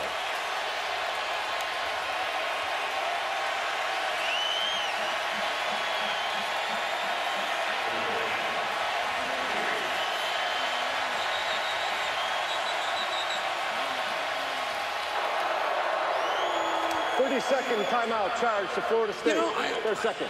With a quarterback and with a passing game like this, I'm a little surprised that he let it go all the way down. I think you read the lips there of the assistant. They just so said, you got to call it right away. Punt. I call it right away because as soon as he says make a punt, you turn and say get the timeout. Make him punt, and also who knows, with the possibility of your quarterback and your receivers, right, maybe they can make a play and maybe get the field goal range. Herbie, the story of the first half is Auburn.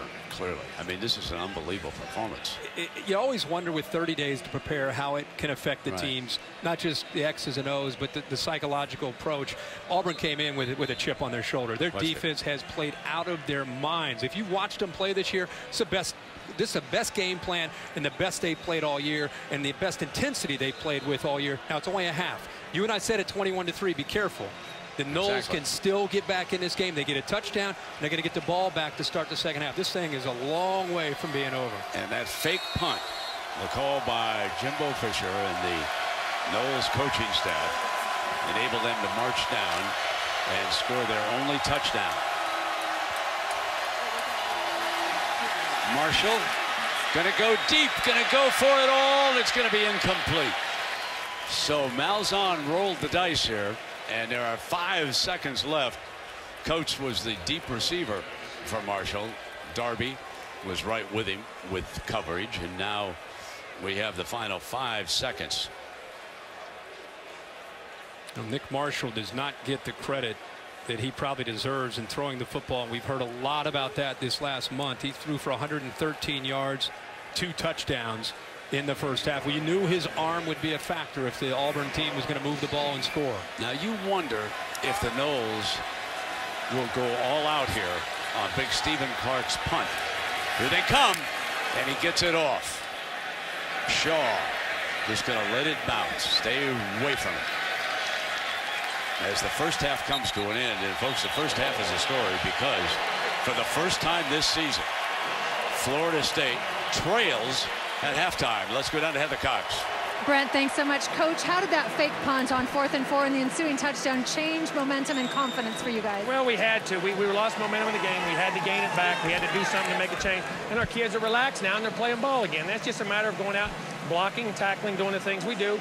Like I say, we're down 21-10, but I like where we're at. I mean, we got the ball coming out. We get some points. We're right back in this ball game. It ought to be a great second half. Jimbo, thank you. Let's head over to Tom with Gus. Heather, thanks very much. Gus up by 2 scores heading into the half. Why have you been so effective on both sides of the ball? Well, our defense is playing lights out. We missed a couple opportunities down here. Of course, they had the fake punt right there, and it cost a touchdown. But I like where we're at. Second half, we're going to try to wear them down. Good luck, Gus. Appreciate it. Brent? 232 yards of offense for Auburn. 156 for Florida State. 21-10 at the end of the first half here in Pasadena. Stay tuned after these messages for the Buick Halftime Report on ESPN.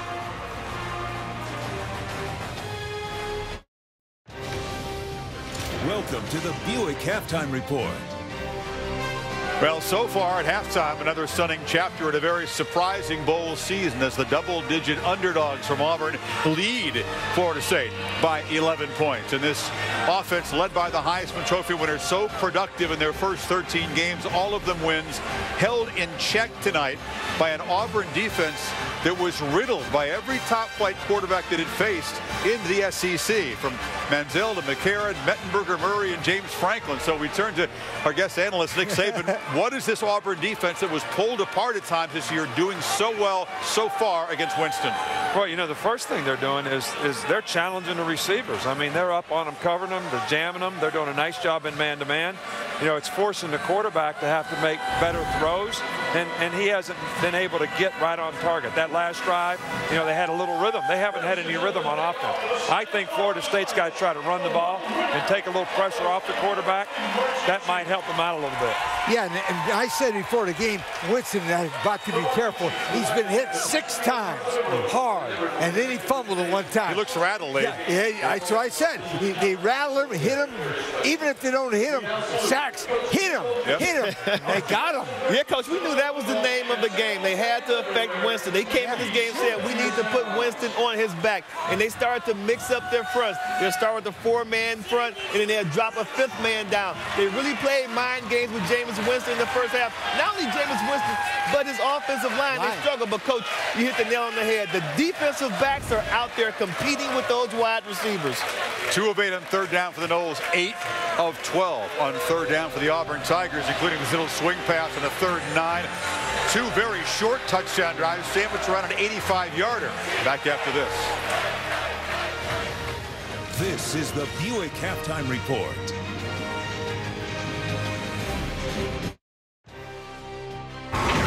This halftime report is presented by the 259 horsepower Regal GS from Buick. Yeah, it flies. Nick Marshall admitted he was going to be quietly fueled with the hype given his counterpart, Jameis Winston. Marshall outplaying the Heisman Trophy winner, Desmond, 7 of 13 with 2 touchdowns. But most of his throws have been pretty straightforward to open guys. Yeah, you're right about that. And Gus Malzahn, you have to give him a lot of credit because he's designing plays so Nick Marshall can have some very easy throws where guys are wide open. What they're doing, they're using their running game to set up the pass. They'll look at the defense and how they're making adjustments to the running game, and then they'll design the pass off the same exact look. That's why you have guys running wide open down there for us. So he's making some easy throws. Yeah, Desmond, let me tell you, they've had 29 days to get ready for Florida State. Offensively, Auburn has done a great job with the passing game, and defensively with the pass defense. That's it. They had 29 days ready, and they have well spent, boy. Well, they've done a great job. Gus has done a really good job, but the toughest thing about a team that can run the ball like Auburn can run the ball is defending play-action passes, because you have to have the back-end guys fit in the runs. And twice they've had an opportunity. Once was a big score, once was a drop, where they could have made big plays in the passing game. But I think the key to this game is Florida State has got to create some negative plays on defense. They've got to get Auburn behind the sticks. They're 8 for 12 on 3rd down, but most of them are 3rd and short, and they're running for the 3rd to make the conversion. So if that continues, you allow Auburn to play the game exactly like they want to. They keep the ball. Florida State doesn't have it. Whether they score or not, they're using the clock. Tough enough to stop, man. A 25-yard touchdown drive after the punt return and a 27-yard touchdown drive after the Winston fumble, capped by that Marshall run. We'll look ahead to the second half when we come back.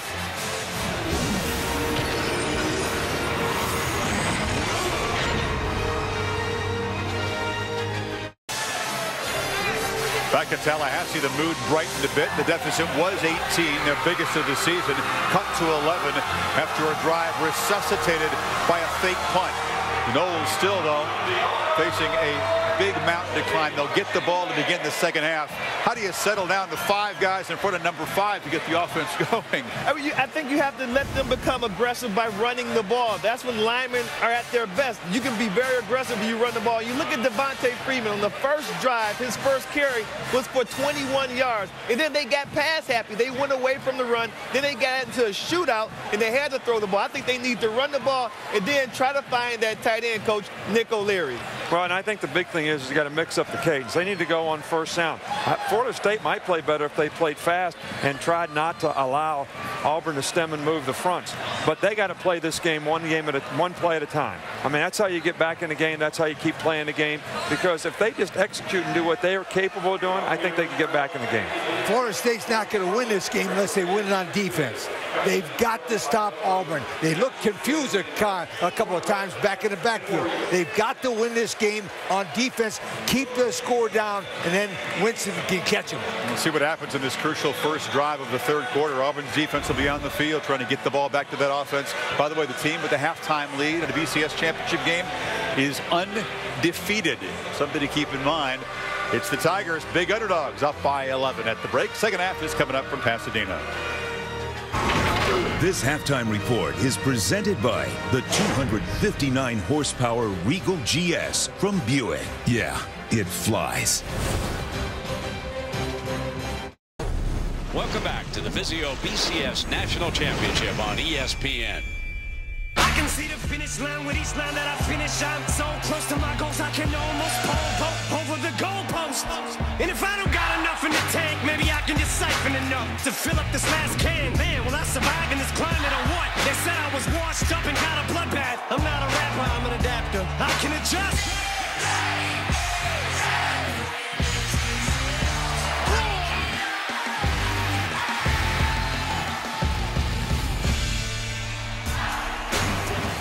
For the first time this season, Florida State trailed at the intermission 21-10. Auburn leading in a battle for the BCS National Championship. The last time that we will call this the BCS National Championship. Welcome, everybody, with Kirk Herbstreit.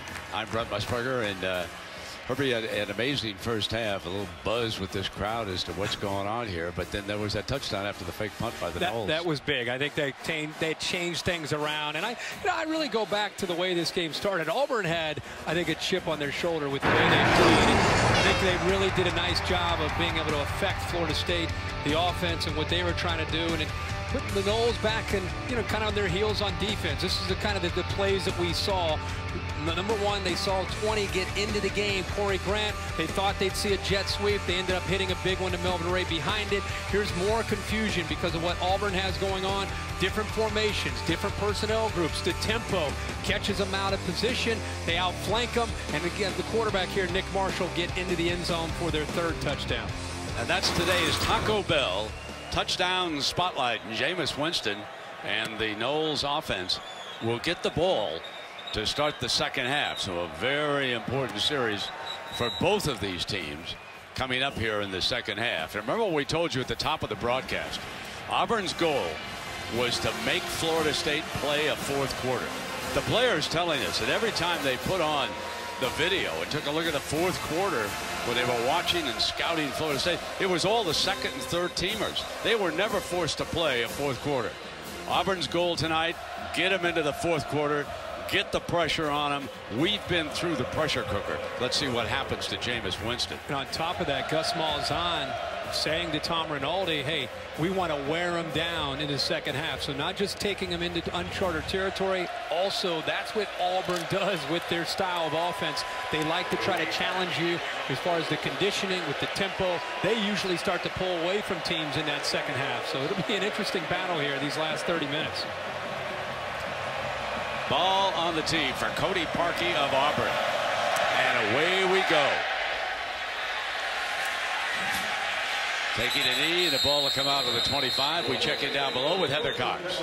Brent, Jimbo Fisher in the locker room was very upbeat, telling his team, this is what you're going to remember forever. Make sure it's going to be the way you want to remember it. He also talked about trying to hurry things up a little bit, being more aggressive here in the second half. Then he huddled his team up right as they took the field and said, believe. Now, guys, there was some talk that Jameis Winston might have been limping off the field into the locker room. I can report he did not receive any medical treatment in the locker room during halftime. All right, Heather, thank you. Florida State opens with 2 running backs. Williams and Freeman are alongside the quarterback.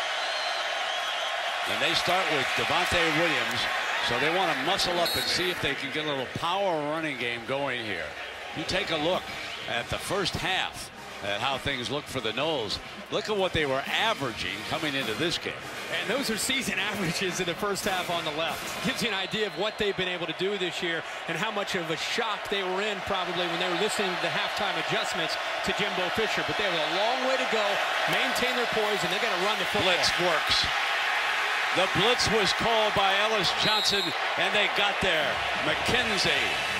Well, they've been doing this the entire game, mixing up their looks, bringing the pressure. This time it's right here, and he just shoots through. And look at when he comes. He times it up perfectly and takes, his responsibility there is the quarterback. He can allow the defensive end D Ford and others to take the running back on the other side.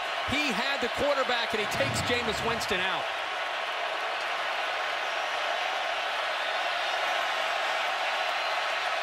Big boy football for the Heisman Trophy winner tonight. Here he is on 3rd down. Under pressure. Hit on the release. And it's wildly incomplete. And off the first series here in the second half.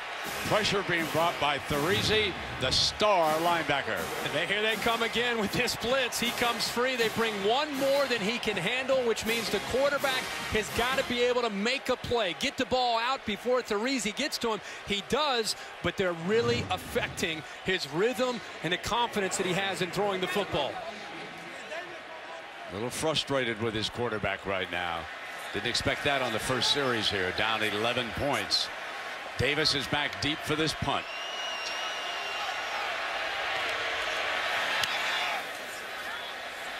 Beatty hangs it high. Fair catch is the signal. Fumble! And Davis dives on it quickly. We're very, very close to that ball getting away from Davis. Christian Jones down there. That ball almost popped right into the arms of Jones, but Davis, the hero from the Iron Bowl, does a good job. That ball gets up. Good job of maintaining his focus and bringing that ball in. Look how close Christian Jones was to coming up with a big turnover there for the Noles. First down and 10.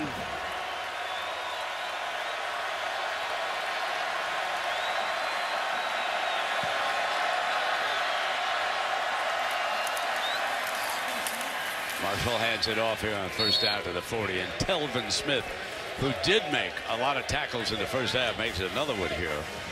Jeremy Pruitt knew coming into this game he wanted to take away the big playability of Marshall on the edges. He wanted Auburn to prove that they can run the ball with Trey Mason up into the middle, but take away the big play of the passing game, and on the perimeter run game, see if they get back to trying to do that. Needs 7 yards. Going to throw off the play action. Middle. Complete for a first down. The middle has been open all game long, and Sammy Coates exploits it again. And it's the reason, look at the linebackers, they're so caught up in the run game that it opens up one-on-one, and they come back to the middle where the vacancy is in that defense.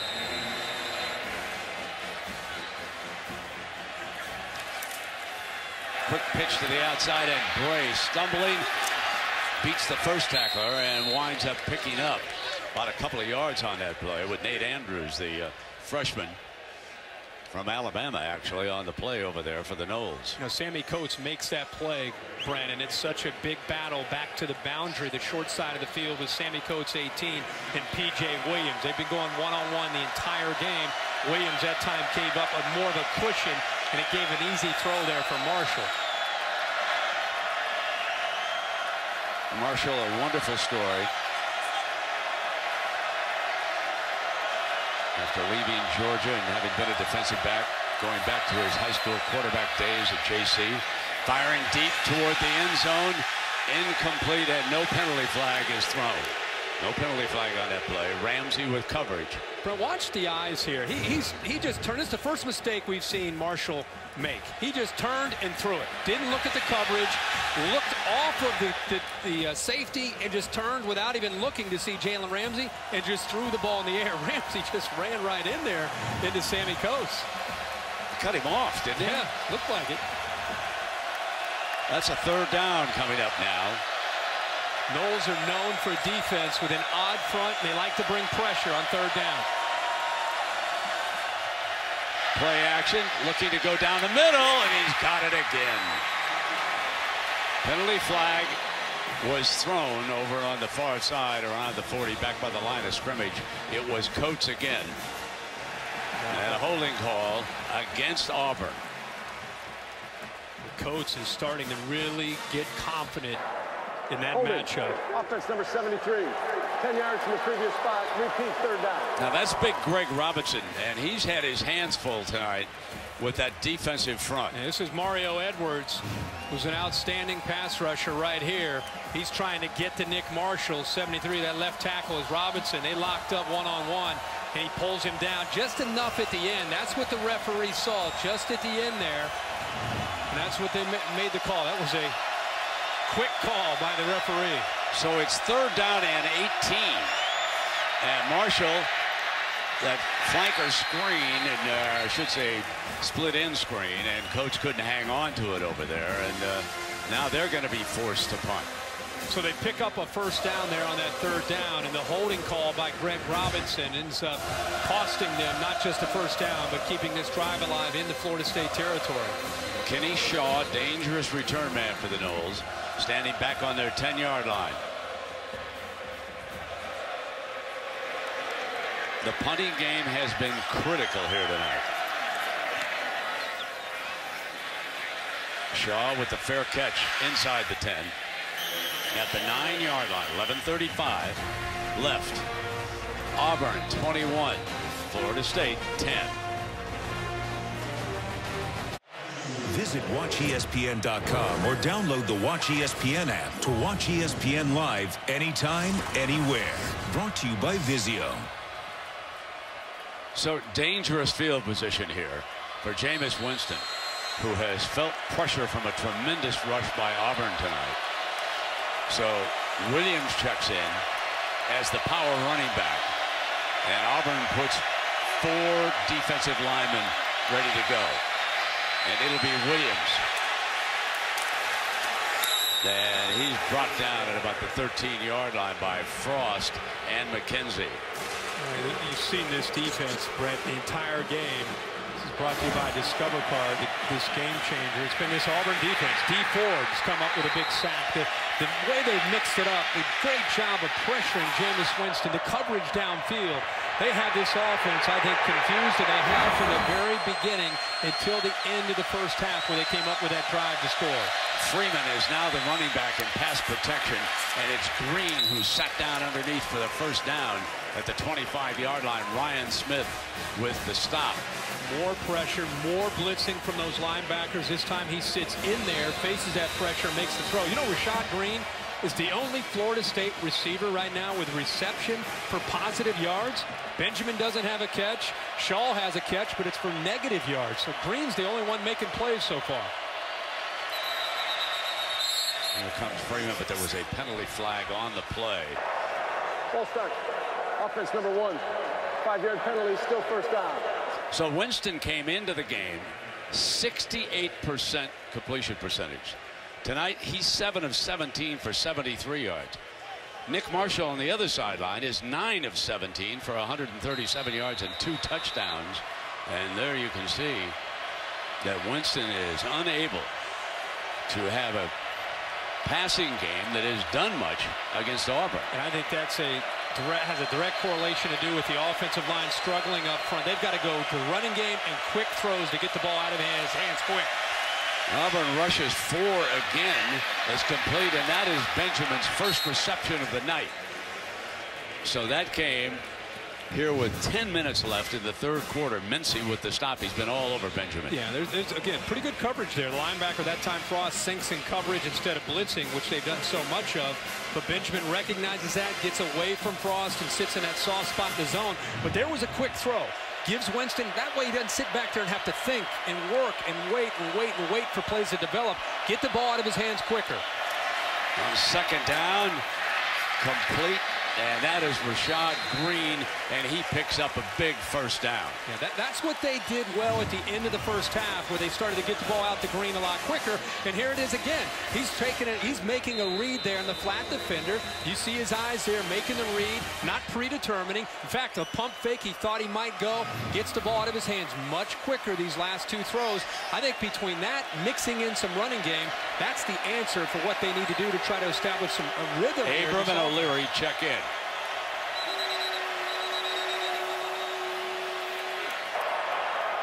Charge timeout, Florida State. They're first. A full media timeout.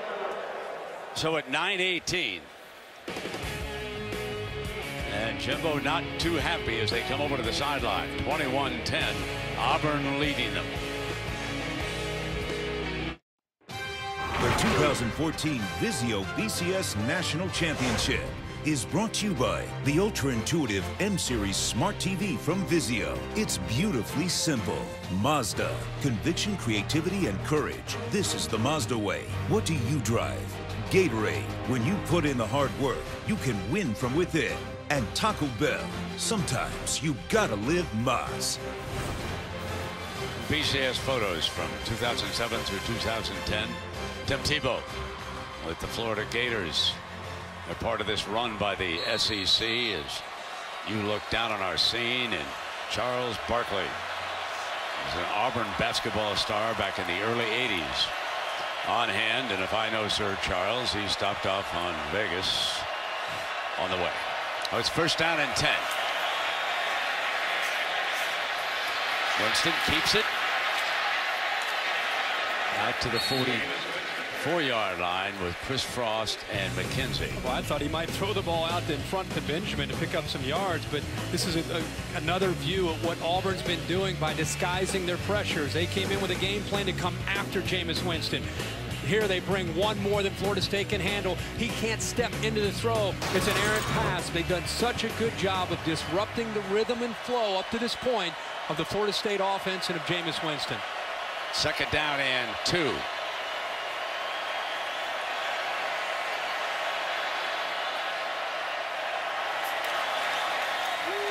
Abram gets the carry.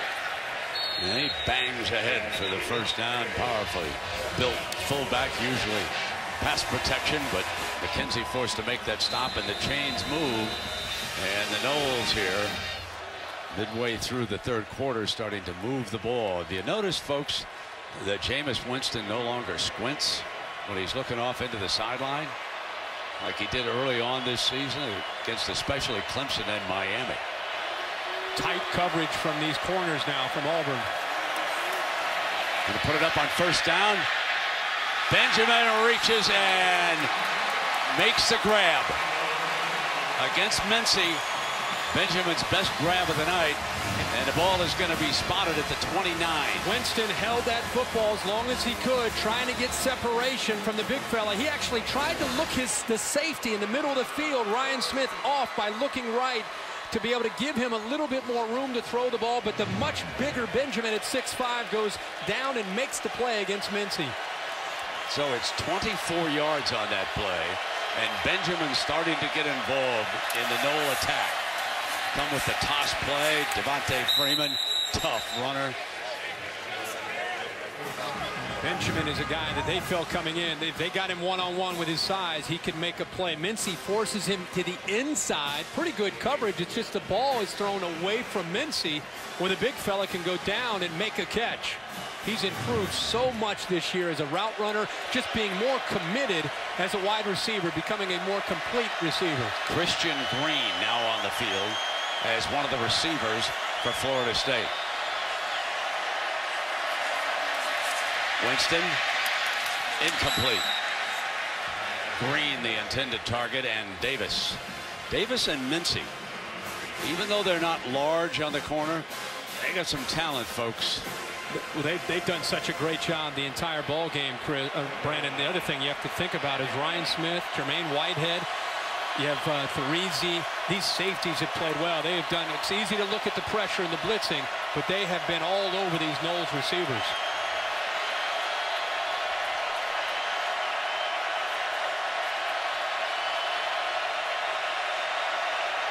Auburn shows pressure, but rushes only 4. Winston going to take off. He had a big run leading to a touchdown. And he is short of the first down. Well short of it. Chris Frost, who's done a fine job at that linebacking spot. Battled cramps a little bit earlier in this game. He makes a stop. So here comes the 4th down coming up. Well, Winston has speed, but he doesn't have quickness. And out in the open field against this Auburn defense, the way they're chasing the football down, he didn't have much of a chance at all to be able to get away from Chris Frost. Roberto Aguayo.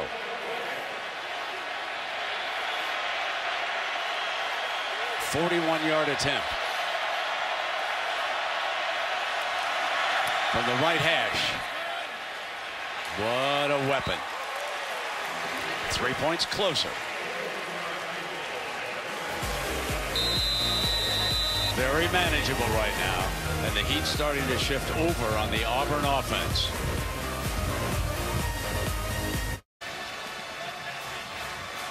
Aerial coverage provided by Goodyear. Game-changing superior performance when it counts. Goodyear, more driven. So after the field goal by Florida State, they will kick it off, and back deep is Trey Mason along with Bray. So Davis and Mason have both been used back there as the return man.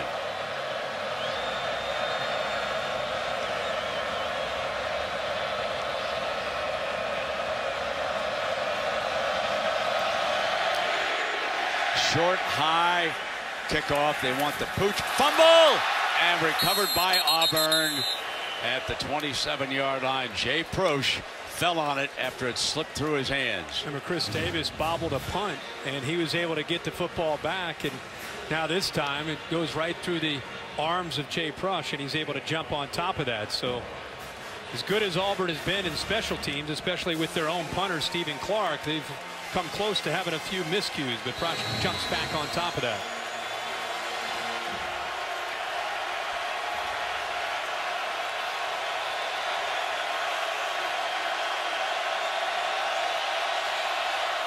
Mason moves over, gets the handoff, and that puts him over 100 yards for this game. So Trey Mason, who rushed for better than 300 yards against Missouri, is up over 100 against Florida State here tonight. More changes from the sideline from Gus Malzahn, changing things. Nick Marshall runs off of the field. So that means that they will go to their version of the Wildcat here, and they will use Artis Payne. He'll take the direct snap. Bring motion through. Artis Payne right straight ahead. And stopped by the middle, Timmy Jernigan. One of the best defensive linemen in the country, big number 8. He just swallowed that play when it was coming in. Yeah, does a good job using his hands and getting off the block. But you know, Brett, when you move Nick Marshall off the field and you bring in Artis Payne, who's a backup running back, you're somewhat limited in what you can do. It's either he's gonna hand it off to Corey Grant coming around on the jet sweep or run the power play. The Noles clearly understood that when 44 is back there in the Wildcat, one of two things was coming, and they were ready for it. Marshall back on the field for this 3rd down. Faking it. Slips it to the outside as an incomplete pass. It'll be 4th down, and Auburn will punt it away. And slowly but surely, the Noles are reaching out and starting to take charge here.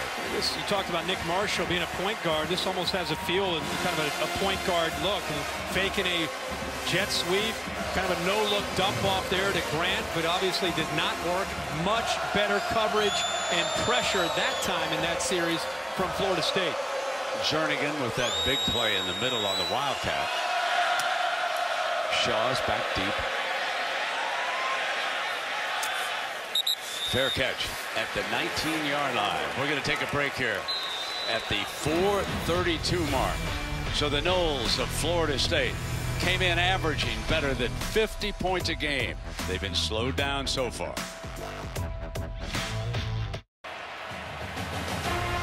We're back at the Rose Bowl, Pasadena, California.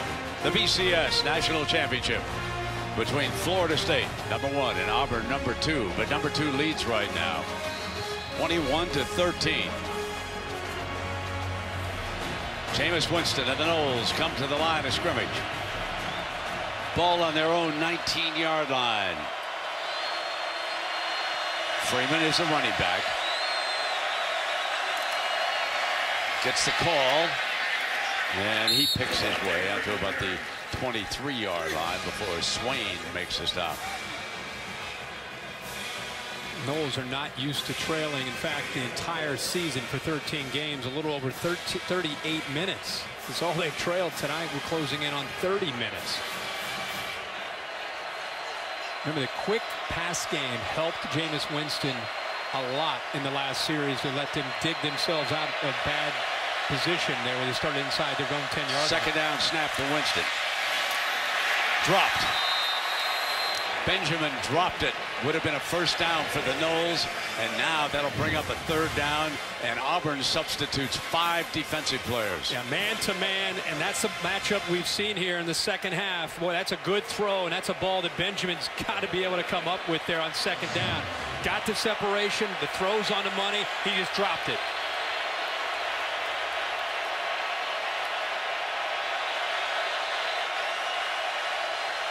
Auburn shows a 4-man rush.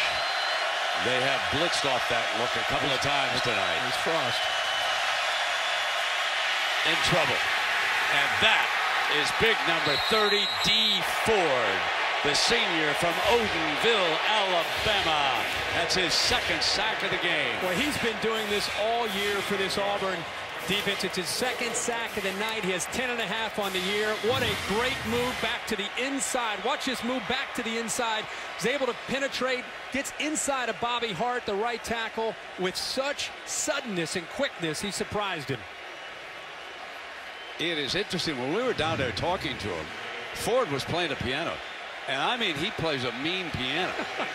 No doubt. You don't think about a defensive end sitting down at the Ivory. It's so well spoken. Oh, what a wonderful. He's fun.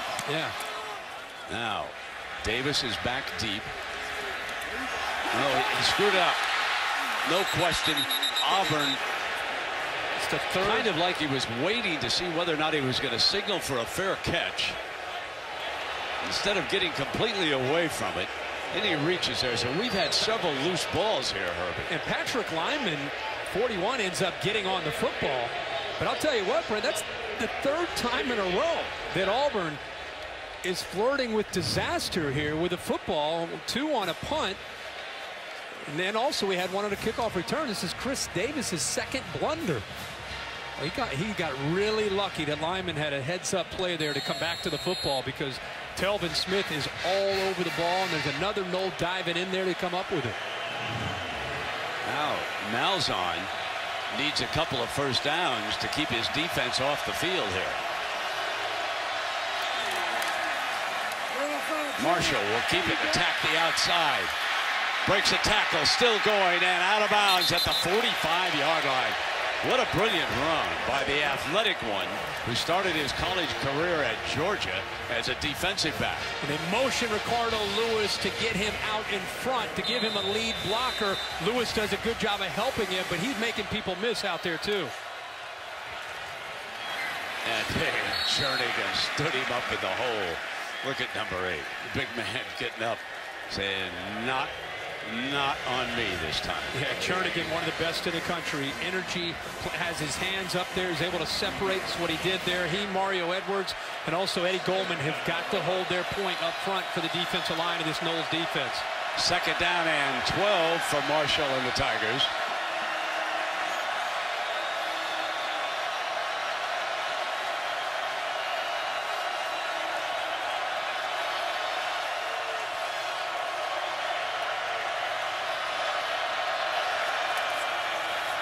Quick pitch to Bray on the outside, and he is down at the 45. And Joyner. So we've had Jernigan and Joyner, two great players, put back-to-back defensive stops up here. You got to tackle in space against this attack, and he almost came up with a horse collar there, but he's able to avoid it. You got to be able to make plays against these receivers and running backs, and even Nick Marshall. When they get out there, they're trying to find a matchup that they like. That time, the captain and the leader of this defense makes a huge play to set up this 3rd down and long. There's a familiar chant from down Tallahassee way. Marshall fires, grabbed, and then dropped. Terrence Brooks got on the receiver quickly that time. What a great effort by Brooks. I thought Melvin Ray might come down with a football. The ball's thrown behind Brooks, but Brooks never gave up on trying to disrupt Ray. Look at his arms, his hands, doing everything he can to get Ray away from that football. And because of that effort, that's what ended up separating Ray from the football. Tremendous play by the senior. So Auburn has been slowed here in the second half considerably. We've only got a minute left, and they're finding it going tough right now. Clark hangs one up, and Shaw wants to get out of the way. It's the ball, remember, not the man. It's been down inside the 5-yard line again, and that is Trent Fisher, folks. That is Jeff Fisher's son, number 31, who was down there on this. The fine coach. Yeah, a great effort by Jonathan Jones there to knock it back for Fisher to jump on top of it. But you're right, Brent, it's the football. You got to keep a close eye on that ball. That's about as close as you can get. Heads-up play by Jones. This is the 6th time they've started inside their own 20-yard line for this Florida State offense. So again, remember when he backed one up in the first half? Now they down it. And they'll come out for the 4, and James Wilder is the running back for Winston.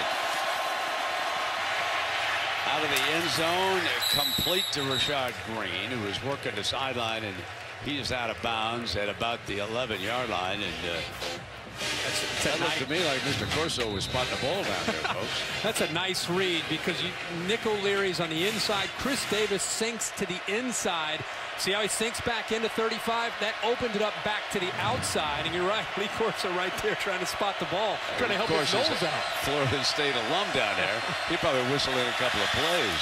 There's a handoff now to Wilder. Wilder breaks to daylight. Big first down at the 29-yard line.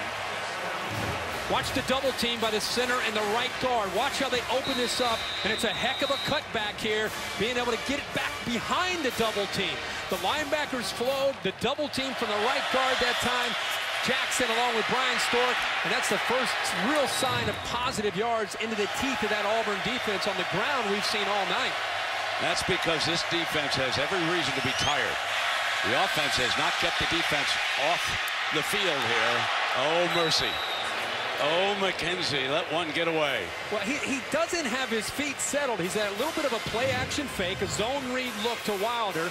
Now watch how he never gets his feet settled. He's moving around in that pocket and just tries to flip the ball out to Kenny Shaw, who is open behind the coverage. But again, I don't care how good you are and how powerful you are, if you don't have your mechanics as a quarterback and you just kind of flip it out there, the ball's not going to be on the money. And that time, McKenzie almost comes up with that interception. Second down and 10. Wilder again to the 31-yard line, upended by Smith. The story tomorrow, if Auburn ends up winning this game, will not just be about their offense and Gus Malzahn. Everybody has got to be appreciating what Auburn's doing on defense. They are attacking. For 3 quarters, they've been in attack mode against Jameis Winston. Auburn said, we want Florida State in the 4th quarter. They've got him. Into the 3rd quarter, back up to these messages. You're watching the Vizio BCS National Championship on ESPN.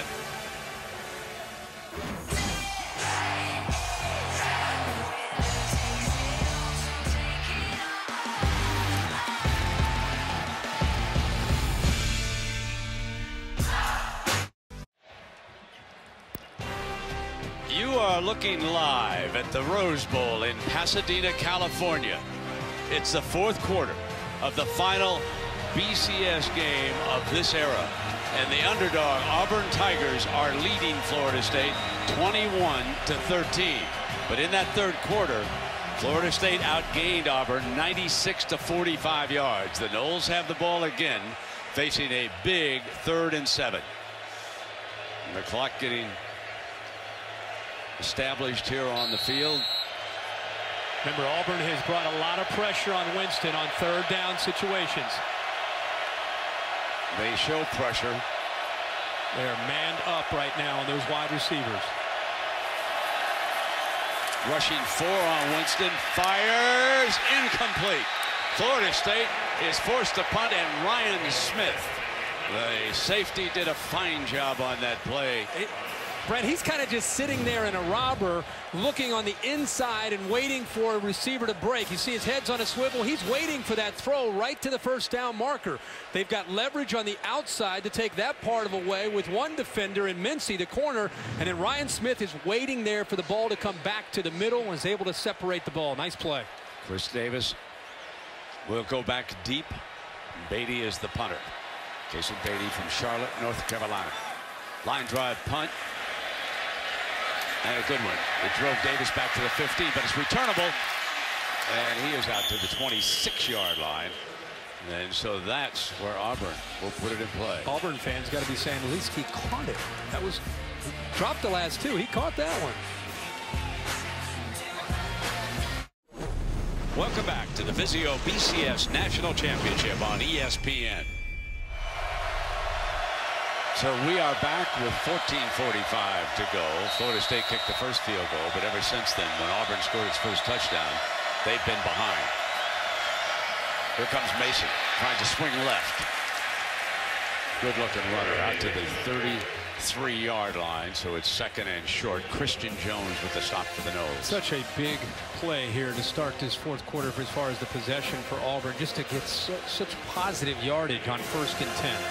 That affects this kind of the rhythm of what they're trying to do. And of course, when they get that first down of any drive, that's when they really start to go with the tempo and get up to the line of scrimmage quickly. Mason again busts it to the 40 and a 1st down. And remember, Brent, what not just getting Florida State to the 4th quarter, but it's all about this tempo and wearing down defenses. You want to pull them into the 4th quarter, and that's when you can start to have your way with them, start to affect their mind, making some mental errors because of fatigue. That's what Auburn's always been able to do in the 4th quarter. The jet sweep, Bray in trouble. Noles ready for that end-around look right there. And let me check that. Ricardo Lewis was coming around. They had been lining up Bray, but this is Ricardo Lewis, number 5. And a blitz here from the right. This is the corner coming. He's actually able to get through the fullback that time, Crosh. They brought the corner blitz. They've been doing that from the boundary, the short side. They brought P.J. Williams. He turned it back to the inside and allowed the rest of the defense with Terrence Smith leading the way to get there. Artis Payne checks in as a running back for Auburn.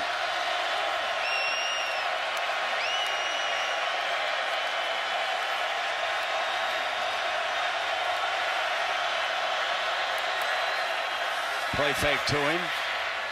Far side, intercepted at the 45-yard line. The 26th interception of the year. This one by P.J. Williams. Huge in this game. Well, P.J. Williams, we just talked about how he's been blitzing, and this time, this is a poor decision by Nick Marshall to throw this football. Kind of nonchalants it, just throws it up into coverage. I think you underestimated Williams dropping. You have Jalen Ramsey coming over there to make a big play. That was well covered, and he forced the football. One of the few mistakes Marshall's made this whole game. There was a fumble on that. And Joyner, I'll watch Joyner, folks. He saves the day by picking it up. And then the ball was actually had come free. And you can see that Nole fans, that's in Tallahassee right now. They're celebrating. And there's an Auburn player down on the far sideline. That ball was up in the air. Joyner and Telvin Smith both right there to jump on top of it. Joyner comes up with it.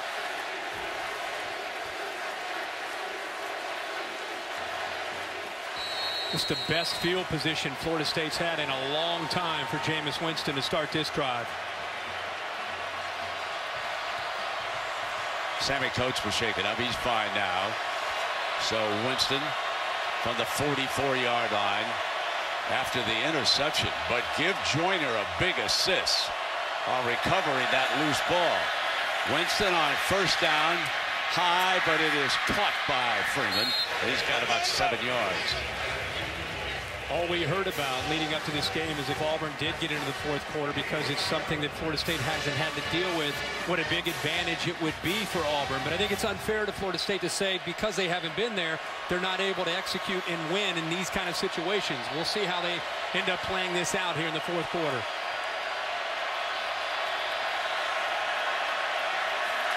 Second down and 2, and Freeman hammers a big hole to the 31-yard line. First down, Florida State. Chris Davis forced to come make another tackle. Watch 51 Hart climb up to that second level. You have both the right guard, Trey Jackson, and Bobby Hart. Jackson sealed that front initial surge by the defensive line by Gabe Wright, and then it was the right tackle's block, Bobby Hart, that sprung him free. First down and 10 for the Noles. They bring Freeman again. And he's wrestled back by McKenzie. We talked about one of the adjustments we might see from Jimbo Fisher coming out to start the second half was more of the running game and more of the quick throws. He realizes that Ellis Johnson's doing a good job of pressuring his quarterback and winning the battle at the line of scrimmage. The adjustment so far has been working. Now we'll see if they can capitalize and put the ball into the end zone.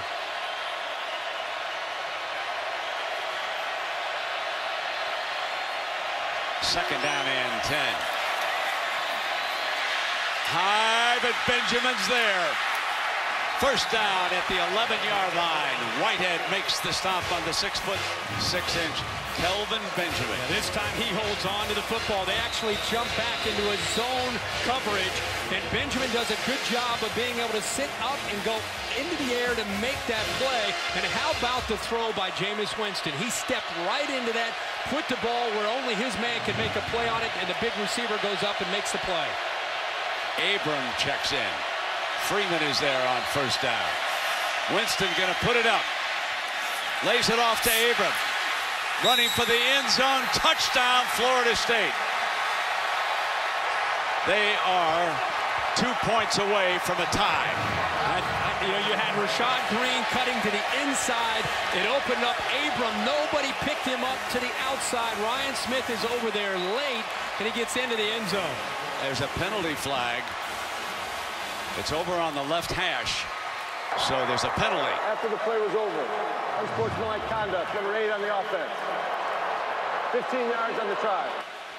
Wow. So that is Freeman. And that's huge, Brent, because the way the scoring has been going, I'm sure Jimbo Fisher's thinking about going for 2 to tie this football game up. You're talking about moving it now 15 yards back on the try. Now you really wonder, you're at the 18-yard line. I mean, you seriously considering going for 2 from the 18-yard line to try to tie this game? What a blunder. A mistake here from Freeman. Yeah, it doesn't matter whether you're down by 2 or down by 1. You've got to go for 2 here. Points that have been tough to come by.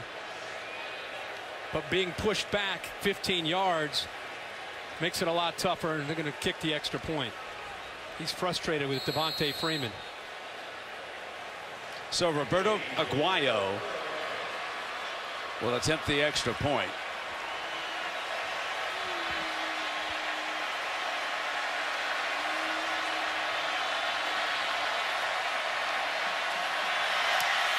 So it's a 1-point game. It's 21-20, but remember what set it up. It was this interception, but watch the end of it. Williams up in the air. Put it on the ground, recovered by Joyner, and then Abram for the touchdown. And it's a 1-point game.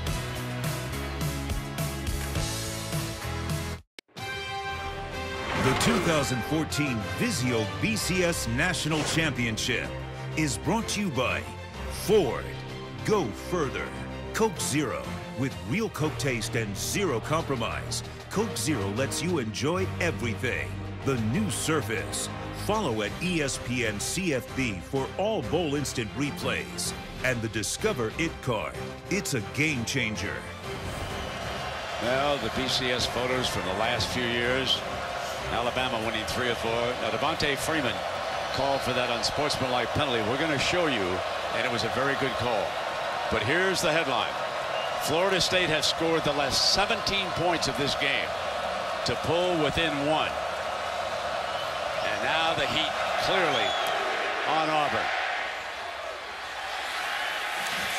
And Quan Bray takes a knee. Now let's take a look at what happened on the touchdown. First, we're going to show you Green going here. Here's Abram that comes out. And this guy right here, the safety, Ryan Smith, is late in getting out there and dropping. See the man coverage to the bottom, takes it away. And Abram showing some quickness for a big fullback. Now, up here is what you want to watch. This is where the penalty is, and this is the official that actually sees it. He taunts the Auburn sideline, looks over at him. I don't know if it's a gesture or he's just kind of signaling out the Auburn sideline. The official saw it, and it cost Florida State 15 yards and a chance to go for 2 to try to tie this game. Good call by this Big Ten officiating crew. Marshall keeps it. Remember, he threw that costly interception. And he picks up a couple yards, and again, it's Jernigan, big number 8. Yeah, the big fella is having his way. You know, he has the vision and instincts of a linebacker playing defensive line. The way he's moving around in there, Eddie Goldman, Mario Edwards, those 3 in the inside have played very, very well for this Noles defense. Now it is Grant, who is the running back.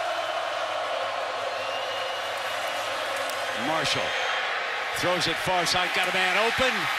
And that is Ricardo Lewis, number 5, knocked out of bounds, and that's a big first down. And they brought 2 safeties, Joyner and also Terrence Brooks, and it left a corner Darby out there all by himself, and I don't think he realized Lewis was sneaking behind him, and he didn't have any help back there in coverage because of safety blitz. Mason is back in as the running back, and this play was stopped. The umpire was still standing over the ball. Ball's not ready for play. And the umpire's standing over the ball. And did Lewis have that catch towards the end? It looked like he was bobbling it towards the sideline to make sure he had possession of that football all the way through. Looks like he was good there. Maybe he had it. Yeah. But the umpire standing over the ball, and Gus Malzahn's guys are saying, let's go. Let's go. First down. They come with Mason into the heart of that defense. Telvin Smith, number 22, up with another stop. Telvin Smith, and we also have a safety, Nate Andrews, 29, into the game. See how tough it is to pick up yards this second half for this Auburn offense into the middle. I think we've seen Trey Mason pop one for a few yards, but other than that, they've really done a good job of keeping them in check in the interior. Get confirmation from Gus Malzahn looking over to the sideline based on the coverage that he's seeing.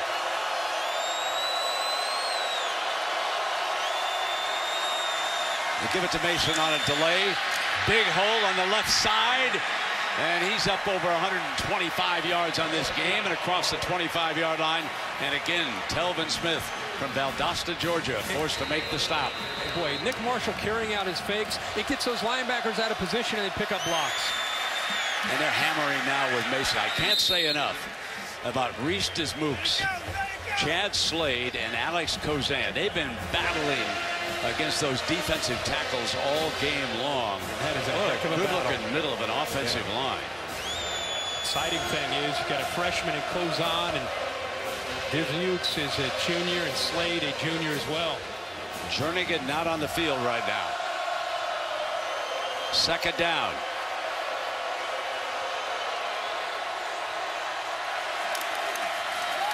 Marshall keeps it. 30, 25, and out of bounds across the 25-yard line. You run the football to the interior, and then you know it's coming. The quarterback pulls it, gets the ball to the outside with that quickness, and there's Timmy Jernigan. There's the tempo. Remember the fourth quarter, how they want to wear you down? There's the result of it right there. Their best defensive lineman is on the sideline trying to catch his breath. So Marshall moved the chains with that run.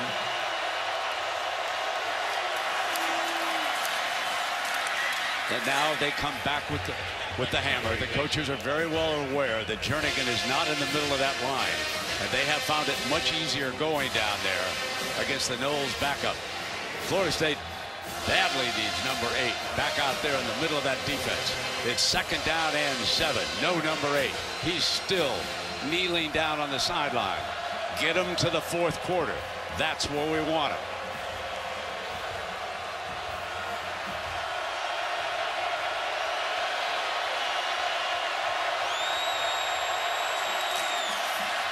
Hammer away with Mason again.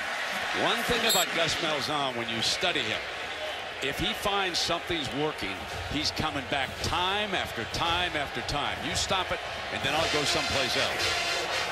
And right now, with the best defensive lineman out, still trying to catch his breath, that's where they've been trying to attack. And, you know, Gus Malzahn right now, he's trying to make sure they're getting on the same page, making some adjustments, bringing in another big offensive lineman here to give him a big tackle.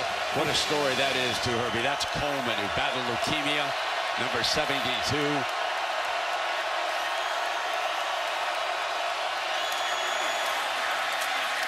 Coming right back.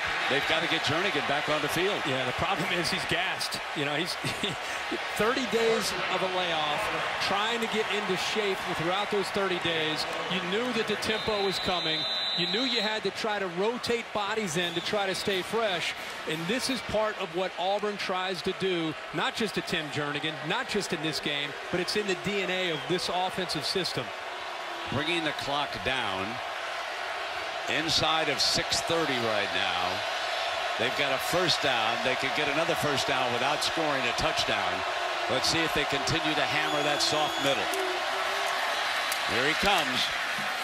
And we'll cross the 10-yard line now. Not much there for a couple of yards. See, what happens when you have a weakness like this and they keep exploiting it, what happens is the linebackers and the safeties start to forget about their keys, and they start to come down to help out. And when you start to come down and help out, Gus Malzahn on the sideline, Rhett Lastly on the sideline, they recognize that, and that's where they're going to see a play action, or you're going to see Nick Marshall try to bait you with a good hard fake and then get around the corner.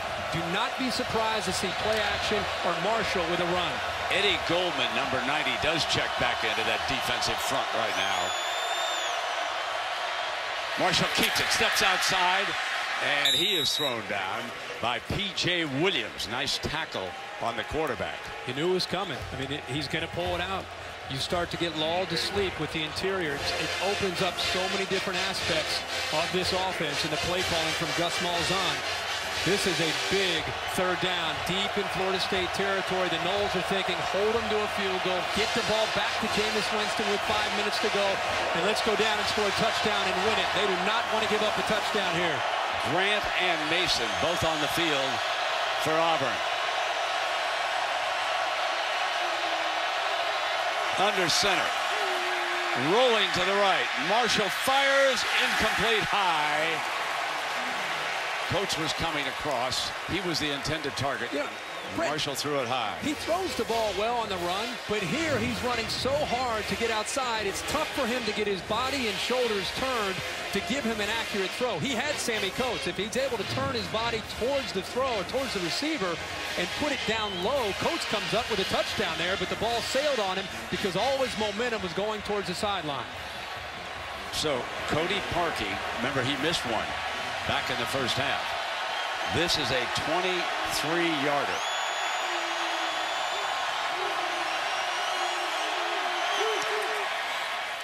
Through. And it is now a 4-point lead. That's a win for the Noles to give Jameis Winston a shot to win this game. With 4:42 to go. Well, as we look at tonight's All-State Good Hands play, there's actually 2 players involved. Williams skies for the interception. But watch what happens, and watch for number 20, Joyner, to come over. A save. And now 4:42 remaining. And as you said, Herbie, going to break. Jameis Winston has a chance. Whitfield and Williams are back deep.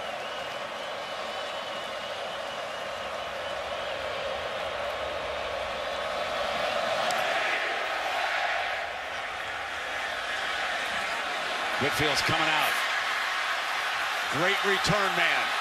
30, 40, daylight. Green ahead. Got it. Headed for the end zone. Touchdown, Florida State. A 100-yard return. And Auburn is stung by its own medicine.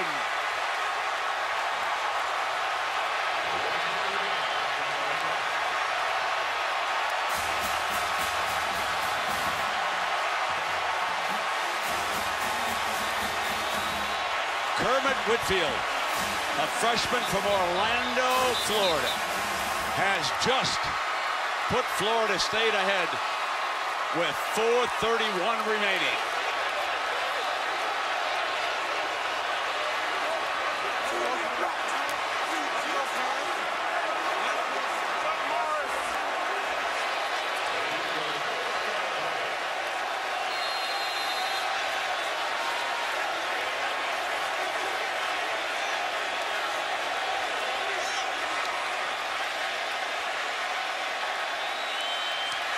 McGuire tacks on the extra point.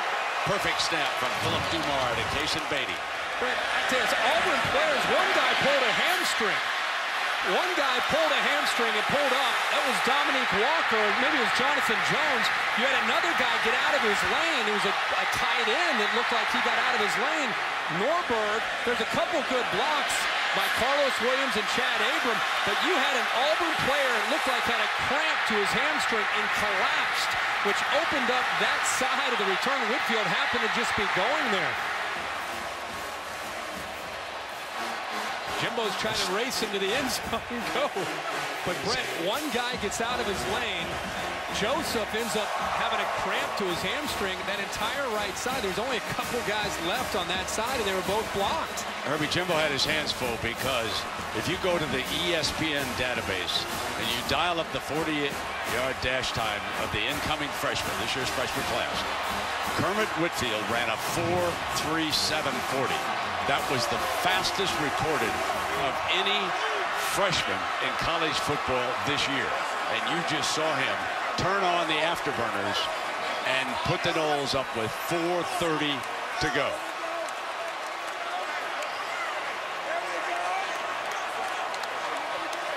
Bray and Davis are back deep for Auburn. Whitfield, his second kickoff return touchdown this season, has boosted the Noles into their first lead since the opening quarter.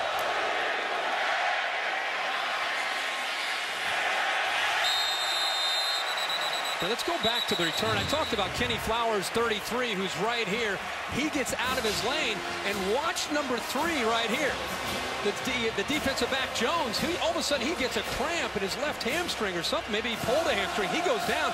You see the 33 gets in out of position towards the middle, and it's just 2 blocks. Abram picked up a block. Carlos Williams picked up a block.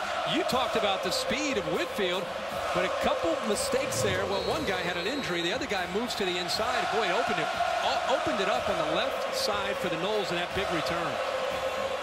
Big Timmy Jernigan back on the field for Florida State. See how long he can hold up here on a pivotal drive. First down from the 25-yard line. Marshall. Edwards had him, slowed him up, and then finally wrestles him down out of bounds. Mario Edwards having a big-time game. Yeah, Jeremy Pruitt wanted to maintain an aggressive attitude. What a great play by a 280-pound defensive lineman. Out in space against Nick Marshall, a former point guard, a dynamic athlete, and a big fella holds his own, makes the play in space, and chases him out of bounds and lands on top of him out of bounds. Second down and 12. Mason, he's cut off. Christian Jones had him cut off. That's probably the best 2 plays the Noles had played tonight, back-to-back, of the whole game. They tried one side with Edwards. They come back the other way. And how about the play in space that time as well? This time it's Jones. They are maintaining that aggressive approach that Jeremy Pruitt wanted them to have at the most important time of this football game. Third down and 11.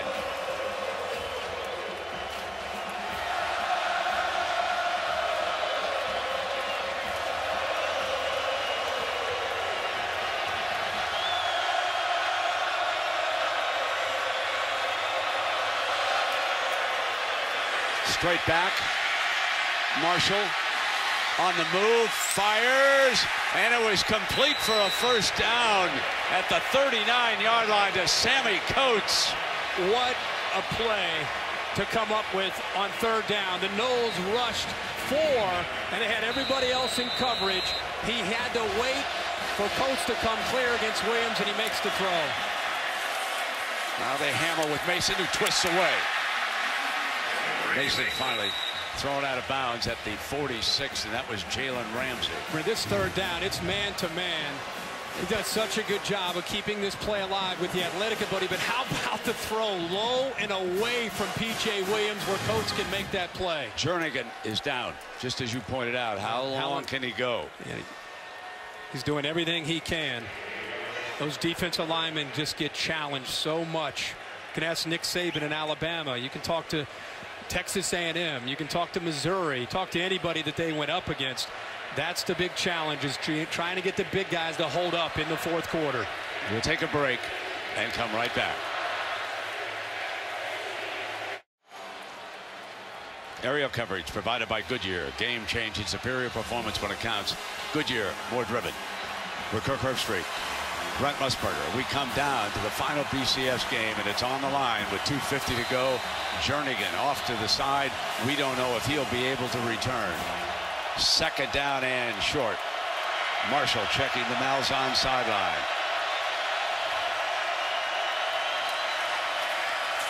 Mason hammers right straight ahead for the first down. They cross midfield.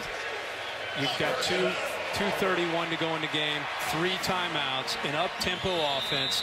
They're not in any rush at all. They have confidence that they can move not only in field goal range. You and I were talking at the break. Gus Malzahn's thinking about getting the ball into the end zone and scoring a touchdown. They keep going up the middle to set up other aspects of this offense. Play action. Fires wide open. Complete to Coates at the 33-yard line.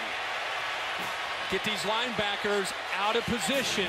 They're so reliant upon coming up against the run game. We just said how they're setting up other aspects. There's the play action behind the linebackers coming up to defend that inside run game. Marshall keeps it, but Joyner was coming, and Joyner able to hold him up and take him down. Huge sack by the defensive back. And Joyner looked like he was going to go down towards Trey Mason. At the last second, he comes off of it. He sees the ball in the hands of the quarterback. So he wasn't as if he was just going at Nick Marshall. He, in fact, is coming down on Mason, but his instincts and quickness allowed him to come off of Mason and jump back out to Nick Marshall. That's a heck of a play by the senior defensive back. And it's a 2nd and 16 after the 6-yard loss. Mason steps outside right, breaks to daylight. Still going. End zone. Touchdown, Auburn. Not quite yet out of miracles.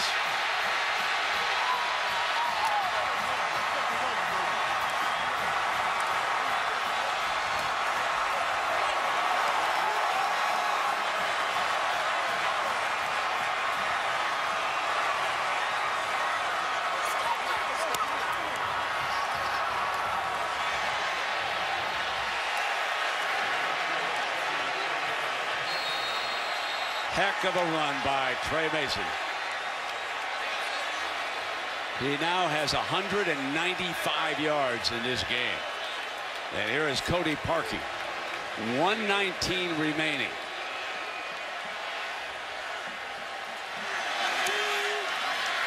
And Florida State needs a touchdown.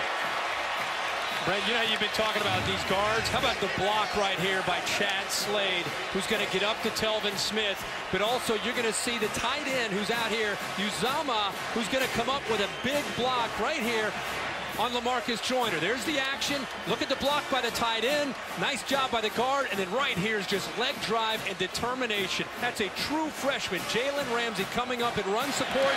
And you've got Trey Mason running right through his arm tackle, bounces off him and into the end zone. That low center of gravity, the balance that he has, the toughness that he runs with, you better come up with some cruel intentions if you want to knock Trey Mason off the tracks. And that time Jalen Ramsey was not ready. Coaches on the sideline. That young man who just scored, by the way, is the son of Vincent Mason, who was in a hip-hop band called De La Soul. And back in 1989, Herbie remembers this one. Oh, yeah. Me, Myself, and I. Beautiful. Well, it was Me, Myself, and Trey. We start with Eminem, and we finish with Me, Myself, and I. Coming up after the game, stay tuned for the Ford BCS postgame show. 1:19 left for the Heisman Trophy winner. Still has 2 timeouts remaining. You work on this. In fact, Brent, I don't know if you and I have ever seen a more competitive 2-minute drill than the ones against the ones in Tallahassee. When Winston goes up against Telvin Smith and LaMarcus Joyner on a Friday practice, it's fun to watch. And all that work they put in is now going to see if it benefits all the opportunities they've had to try to compete against each other. Here's Gus's message. Don't kick it to Whitfield. There you see the coach's trophy presented by Dr. Pepper, which will be awarded to the winner of tonight's Vizio BCS National Championship. And what a dandy this has been. In fact, all 5 of the BCS games, when you go back now, it all began right here on this field. Michigan State upsetting Stanford. Then how about Central Florida down in the desert taking out Baylor? Then we switched over to New Orleans, and Oklahoma upset Alabama. And down to Miami, and Clemson stopped Ohio State. And now tonight, another underdog, and a double-digit underdog at that. Auburn leading by 4 with 1:19 to go. Speaking of underdogs, you go back to the 06 National Championship with Vince Young and USC. The Longhorns were underdogs. They were down 5 with 2:09 to go in that game in this stadium when Vince Young took them down and into the end zone to win the game for the Horns. Swung it around the right side, as I recall. Well, there's the kickoff. And it's from the 2-yard line. And this time, the young man is not going 100 yards. And they stone him there at about the 19-yard line. And that was Craig Sanders, number 13, who got down and made that stop on Whitfield. You know, last series, we thought this is an opportunity for the Heisman Trophy winner to show that he has the goods, add on to his legacy at Florida State. Well, Whitfield had the return to give the Noles the lead. Well, now he gets the ball back with a couple timeouts, a little over a minute to go. Let's see what he can do. Christian Green is one of the 4 wide receivers. Benjamin, Rashad Green, and Shaw. Winston goes to work underneath with Green, and Green takes it out of bounds to stop the clock at the 27-yard line. That was Ryan White with coverage. Boy, he is great underneath coverage against defenses. He's been doing it all year. Jameis Winston right now is facing a defense and 2 defensive ends, and Carl Lawson, a freshman on one side, D Ford with 2 sacks already. They literally have their ears pinned. So he's got to get the ball out of his hands quickly, and they've got to pick up first downs to get out of bounds to stop this clock. You get about 7 seconds after a first down before it's reset. And Green breaks free. 50, 45. One man with an angle. Got him out of bounds at the 20-yard line. Boy, it sure looked like a horse collar there at the end that I thought they may add on to it. How about Green again, Brent? Underneath. Splits the 2 defenders, Ryan Smith and Chris Davis, and then the speed at the end. That's a horse collar for sure that they missed towards the end of that play. 49 yards on that play. That's what the crowd's reacting to on the replay. The official was forced to step away from the oncoming receiver. He did not have the angle or the look at that horse collar.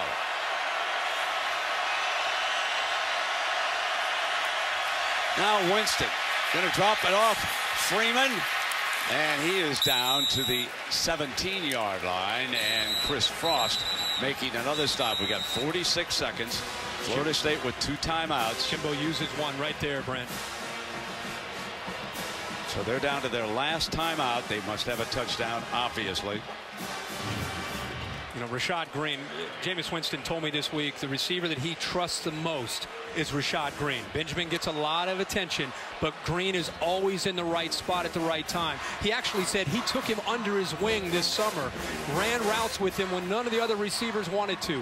Green has always been his guy, kind of a mentor for him from the wide receiver group, and how fitting that in this game, this biggest stage, it's Green that's been able to step up, not just on that play, but tonight. 9 receptions, 147 yards. He's been his man tonight for sure.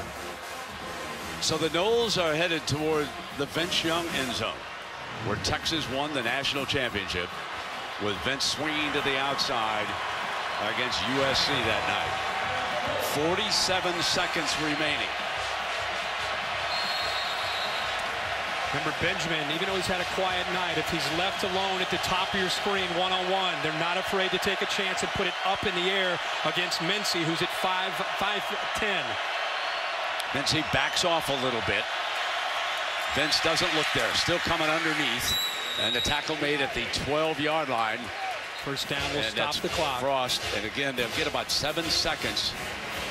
Plenty of time with 43 seconds. Clock starts to move. Here we go.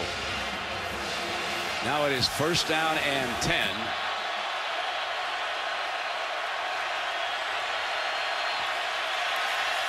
Winston in the pocket, fires, incomplete.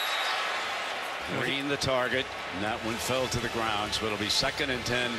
More importantly, 27 seconds. He's holding on to the ball a little bit too long. He's holding on to the ball, and he's letting those defensive ends get to him. See how close they were? I think Jimbo Fisher would like to see him get the ball out of his hands. Get back, make a read, get the football out of your hands. Benjamin continues to be a threat up at the top. They also like Nick O'Leary, the tight end who's off to the right here, also one-on-one against a linebacker down here. Carl Lawson, the talented 5-star freshman, is on the field in that defensive front, along with Ford. 2nd down and 10. Winston. He's got Freeman out of bounds. Chris Frost again getting sideline to sideline, and how active he's been here tonight. Well-designed play. They run the receivers downfield, try to get a little bit of a pick or a rub against a linebacker who's man up against Freeman out of the backfield. I tell you, Frost has had a busy night. Very athletic to be able to run with Freeman like that in man-to-man coverage. Well-designed play, but defended pretty good there by Frost. Auburn's been great all year down in the red zone at keeping teams out of the end zone. And Florida State's been lethal in scoring in the red zone. That's right.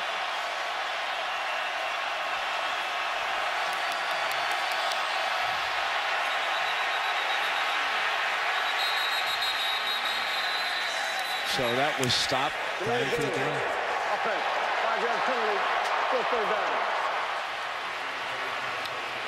So that will back it up to about the 10-yard line here. But look at Stork kind of communicating, and Jameis behind him saying, come on, come on, come on, snap the ball, snap the ball. And did not get it off in time. Nope.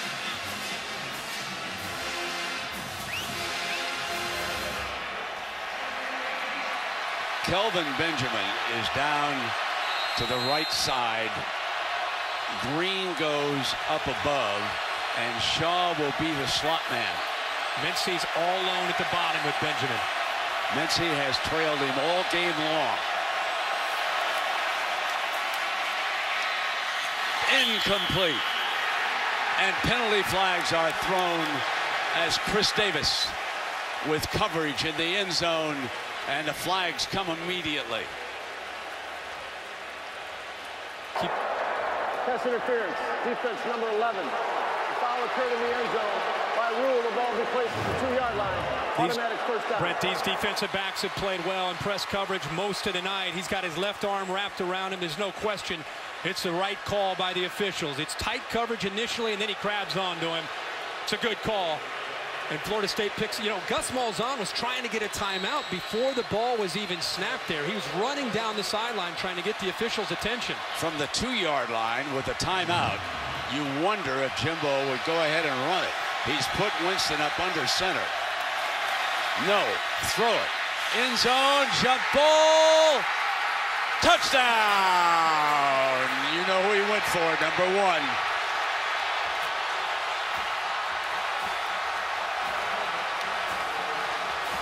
Kelvin Benjamin. Brent, he comes off the play fake. Look how high he puts the ball in the air for the 6'5" receiver. That's a mismatch. Chris Davis is a good player. He's 5'11", 200 pounds. They know exactly where this ball is going. Benjamin comes to the inside. The ball is high. He's done that all year. He high points the ball with his soft hands. Perfectly thrown ball by Jameis Winston, and a go-ahead score for the Noles. On that drive, folks, the Heisman Trophy winner, Jameis Winston, was 6 of 7. There's a penalty flag. 6 of 7 for 77 yards and the touchdown. 5-yard penalty, retry. So the BCS era is coming to an end with one of its best championship games ever. What is it about the Rose Bowl? Texas, USC, and now Florida State and Auburn taking it down to the closing minute with the Noles pushing across the touchdown. Tacking on the extra point. Brent, I thought you made a great observation about, hey, with a timeout, maybe run the football right away. They knew what they wanted to do by trying to get. We kept waiting for Benjamin. We kept waiting. They get down inside that 10-yard line. You know he's a factor, and this is why. They do such a great job of finding a matchup and putting it up there. And even if you know it's coming because of his size and because of where he puts it. And as I look across the fabric of this Auburn Tiger football season, 13 seconds on the clock, I'm going to say the Tigers have got him right where they want him. Yeah, Nick Marshall saying, just give me the ball. You never know. Yeah.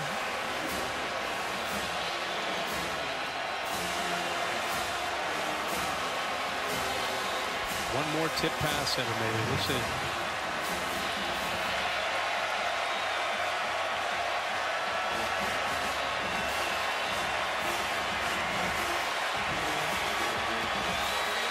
Davis comes out. Chris Davis as one of the return man, along with Quan Bray.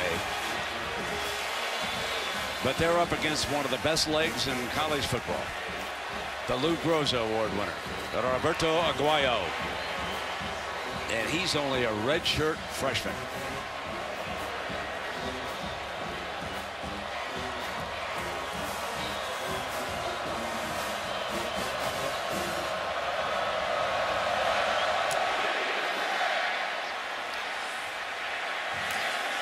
Davis is coming out. Down at the 16-yard line with 9 ticks of the clock left. Let's see how deep the safeties are against Gus Malzahn's play call here. Remember Gus telling us a couple of days ago on that play against Georgia that the ball went in the air because he thought there was a crossing route where he had the throw, and he ended up throwing it deep, and he said he actually turned away in frustration, thinking that it would not work out. And of course the tip ball ended up going into the hands of the receiver Ricardo Lewis for the touchdown. Ricardo, of course, had said to the quarterback, throw it to me, and Coates was open on the dig, and the rest is history. Timmy Jernigan has come back in, and a timeout is going to be called.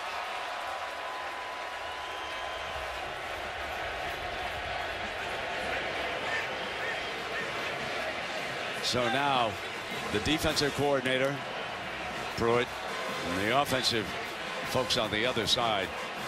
You know, quarterback Damian Craig over there on that Auburn coaching staff. He works with the quarterbacks. He was actually recruited by Jimbo Fisher when Jimbo was the quarterback coach at Auburn.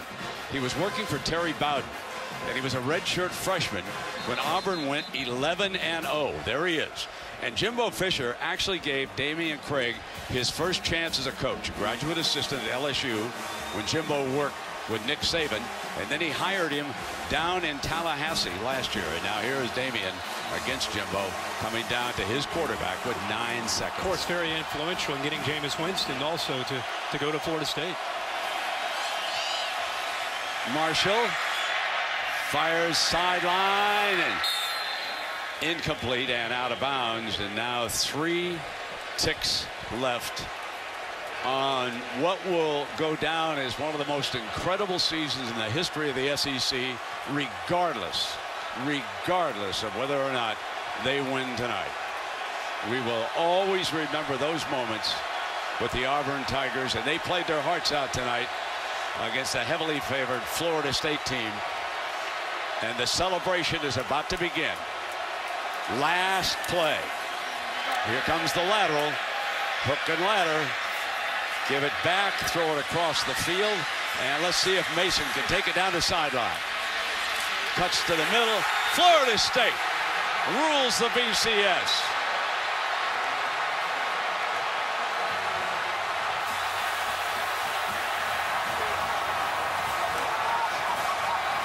A dramatic second half comeback by the Noles.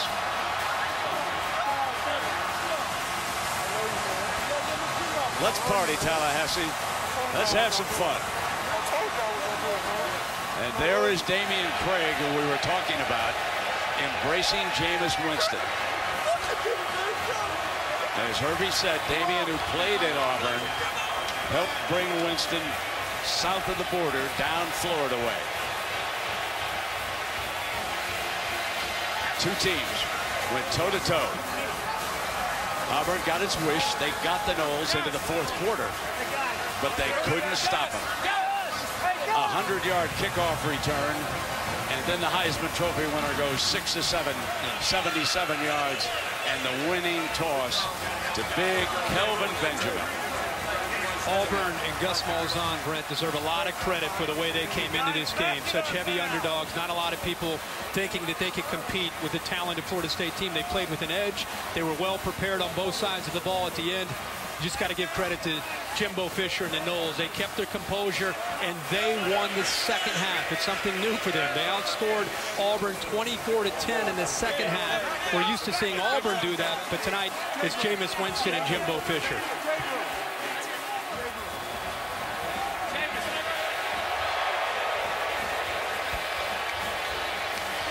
Let's go down to Heather Cox with the winning coach. Coach, tonight you put an exclamation point on a perfect season. How would you describe the effort and energy it took to get to this moment? I'm going to tell you something. I said this from day one at spring ball. These kids are special. This group never faltered. They wanted to be elite. They wanted to go to the top. And there is so much character in this group. I'd like to say a special thanks to our assistant coaches for preparing these guys like they did all year. Our players I'm so happy for, and our fans. But these kids are special. Jimbo, what kind of strength and resilience did it take from this team, especially tonight when they were tested? They were, and we shot ourselves in the foot, but that's what happens in big-time games. But I told our kids at the halftime, when we got that score before half, we're 2 plays out, we're right where you want to be. Things that are tough is what you remember. And then we got it down to a 1-score game. And all we had to do is do 2-minute like we do every Thursday, and we work on those drills. And our kids believed, they stayed true, they had composure in the game. Jameis grew up unbelievably tonight, struggled, but tonight's probably the best football game he ever played, because he struggled early. That's what big-time players do. When the money's on the line, they can suck it up in the fourth quarter and do what they have to do. But our defense, what a job they did in the second half, too. They were tremendous also. And, Coach, you guys were in uncharted territory down at half for the first time this entire season. How did you coach them up to come from behind as you congratulate your family? We always believed in ourselves, and we told our guys, this is going to be moments like this. Hey, we had those great games when we played well, but we know you play championship games, you got to go earn them. And our kids, I'm going to tell you what, there's some character on this side, too. These guys know how to play close games. I'm going to tell you, this is a heck of a football team, and the ACC is a daggone good football conference. Go enjoy this with your family, and, Coach, congratulations. And now let's go to Tom with Jameis. Heather, thank you very much. Jameis, with 1:15 to go in this game, final drive, what did you tell your teammates around you? I said, guys, we didn't come here for no reason. I said, guys, this is ours, man. This is all the adversity we went through. The first few quarters, it was ours to take. And like I've been saying, we control our own destiny. And those men looked me in my eye and they said, we got this, Jameis. And I said, are you strong? They said, I'm strong if you strong. And I said, we strong then. After struggling through the first half, what was the biggest adjustment you guys made at halftime? We had to go back to playing Florida State football. We came out here, we were letting us be bigger than the game. We were bigger than the game. Then we had to say, hey, let's play Florida State football, because can't nobody be bigger than this game. And we did that, and we came out victorious. You had an embrace with your head coach, Jimbo Fisher. You've been through a lot with him this season. What did you guys share in that moment, Jameis? We champions. We can share that we are champions together. And through everything that we went through all the haters, through every single thing, we came out victorious. And God did this. I'm so blessed. He's so blessed. Like all the stuff that he handled with Ethan, and he come out here and coach us, that touched me. And it's nobody but God. It's nobody. Ethan being the reference to Jimbo's son, you said it once, you said it 100 times this season. If we're going to do it big, we're going to do it big then. How big is this moment? It's the biggest. Happy birthday. My cousin in Afghanistan watching this game, Tiola Winston. We're doing it for everybody. We're doing it big all over the country, all over the world. And I'm proud. I'm proud to say I'm a Florida State Seminole. Congratulations, Jake. Thank you. Brent? Thank you, Tom, and happy birthday to the 22-year-old who celebrates with a national championship. And, of course, that ends the run of the SEC. After this streak, tonight, it was Florida State of the ACC ending the run of 7 consecutive national championships. And it's only fitting because Jimbo Fisher modeled the entire Florida State team after the SEC. Remember, he was once an offensive coordinator for Nick Saban, and that was at LSU. Coming up, of course, we're going to be presenting the Coach's Trophy presented by Dr. Pepper. And there is the Coach's Trophy.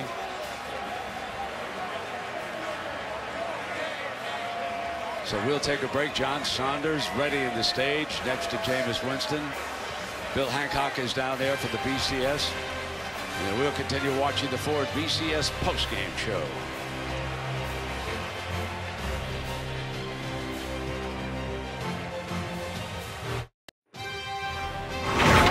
This postgame report is presented by your next truck, Ford F-150.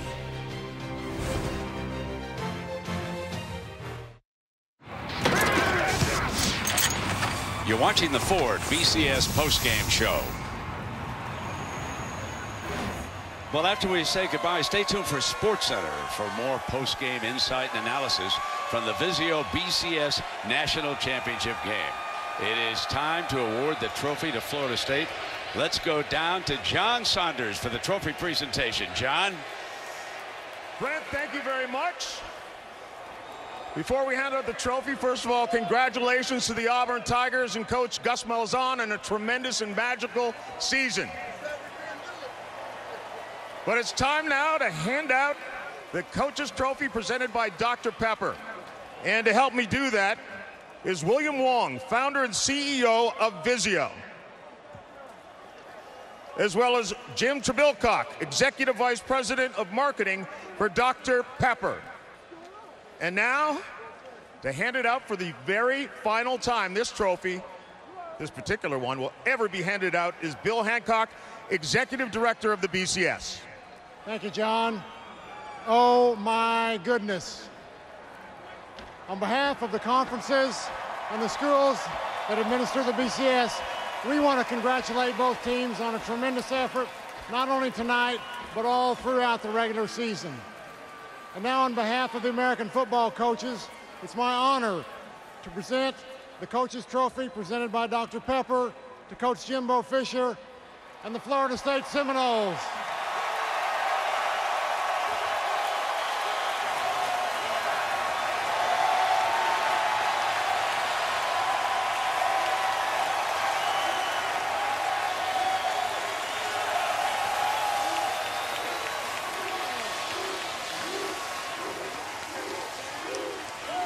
Coach, first of all, what an amazing game to cap the BCS and all 5 BCS games.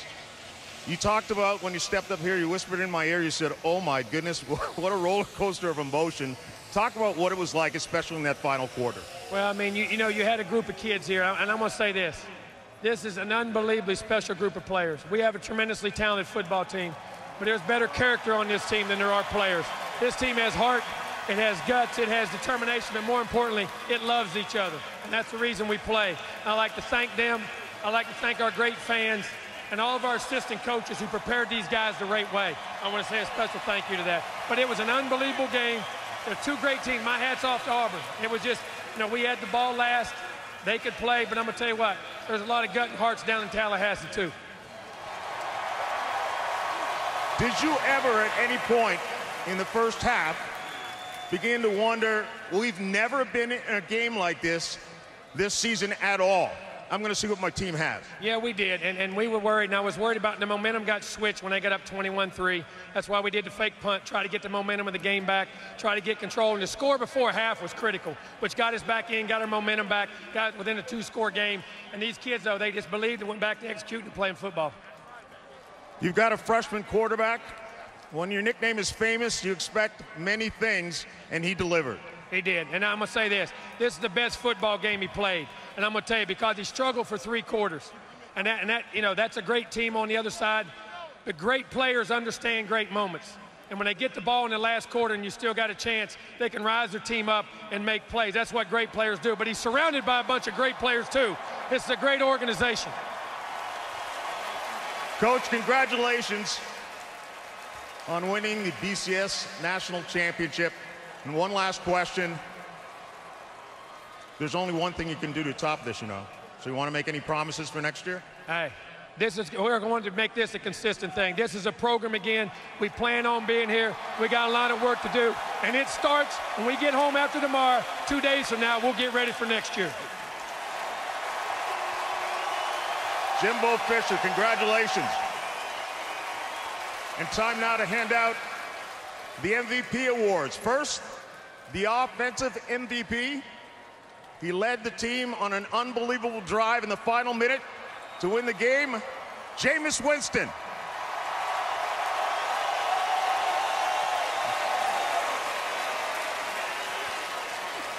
Jameis, you've seemed like you've been calm the entire season. In that final minute 11, you proved it once again. When they took the lead, did you think they're a team of destiny, and now I've got to prove, as you said before the game, that we're a team that delivers? When they took the lead, we took the initiative to show that we deserved to be in this predicament that we were in. We wanted to win, and we had to. And my team got on my back, and we just went the whole way, man. We went the whole way. Did you ever worry in the first half and the first quarter when they were getting to you, putting a lot of pressure on you? Hey, I've never seen this. I didn't see it at all this season. No, because we've been through adversity, and we handled it well. And when they gave us all they got, we handled that well, too, and we came up victorious. Tell me where you get the poise, where you get the joy that you have when you play this game of football. Only one person, man. Good God Almighty. That's the only person. And these teams, when you got a team like this, my friend, you could be chill all the time. You could be chill all the time. Jameis Winston.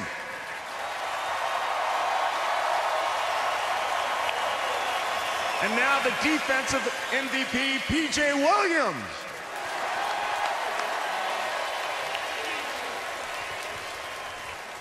A key interception to help seal this game. Your defense has never seen an offense like that. You took a while to adjust in this game, but did you ever worry that you were overmatched? Oh, no, we was never worried that we was overmatched, because Coach just say execute what they tell us to do, and we'll do good. So all game, we just worked hard and played hard, and we knew we was going to come up on top.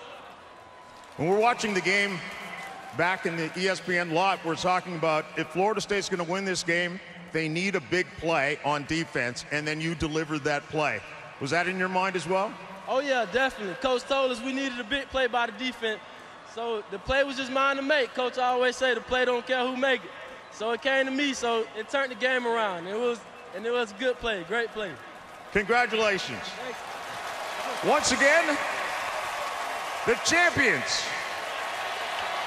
The final BCS championship, the Florida State Seminoles. Brent, back to you. John, thank you very much. And congratulations to the Noles and Jameis Winston, who made a little college football history here tonight. 3 freshman quarterback starters in the championship game, and Jameis Winston is the only winner. 8 Heisman quarterback winners have played in this championship game. 3-5 is their overall record. And so Jameis Winston becomes the first freshman to win the Heisman Trophy and the national championship. Well, Herbert, you and I have seen some great games, but this is one of the tops. It really was. I mean, it had a little bit of everything. And again, Auburn deserves a lot of credit for the way they came in, but it was interesting. Everybody wanted to know, Auburn's been tested. They're battle tested in the SEC. It gets into the fourth quarter. It's Auburn's advantage, but really we didn't know how Florida State would respond to that adversity until tonight when they really showed it. And the fourth quarter is where Florida State pulled away. They ended up scoring 21 points. And if you go back and look at this, it's 21-20. Abram, after he gets into the end zone here for a touchdown, remember they couldn't go for 2. Now you have the big return by Whitfield. This was huge. It puts them up 27-24. That was tremendous. It looked like Auburn was against the ropes, but Trey Mason came right back with a big touchdown. They go up 31-24. There's only a minute to go, and it sets up Jameis Winston, where they high point it. They get it up in the air to the 6'5" receiver. Kelvin Benjamin comes down with it, and the rest is history. Another look at Kelvin Benjamin going airborne for what turned out to be the winning touchdown for the Florida State Seminoles. Their first championship since the heyday of Bobby Bowden. And on the other side, after a remarkable season, Nick Marshall, the losing quarterback, they came up just a little bit short. And Jimbo Fisher wins his first national championship as a head coach. And on that last drive, Winston went 6 of 7. And then the Gatorade bath for the winning coach. Herbie, you know, it's interesting in the first half, Winston threw for 62 yards, and in the second half he threw for 175 for Jimbo. That's huge. Yeah, it is. They bottled him up there in the first half, and we should go back to the first half where Florida State was struggling. They were down. The crowd for Auburn was into the game. Momentum was favoring Auburn. How about the call by Jimbo Fisher at his own 40-yard line? The fake punt down 21-3. They end up getting the fake punt, leading to their first touchdown to get it to 21-10. And, of course, they got back into the game in the second half. But that was a turning point in the game, not only from a points perspective, but the momentum to try to get things started. There's Big Jernigan. He had a great game in the middle of that defensive line.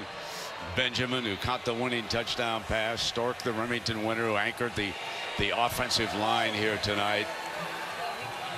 So Florida State answered a lot of questions here tonight.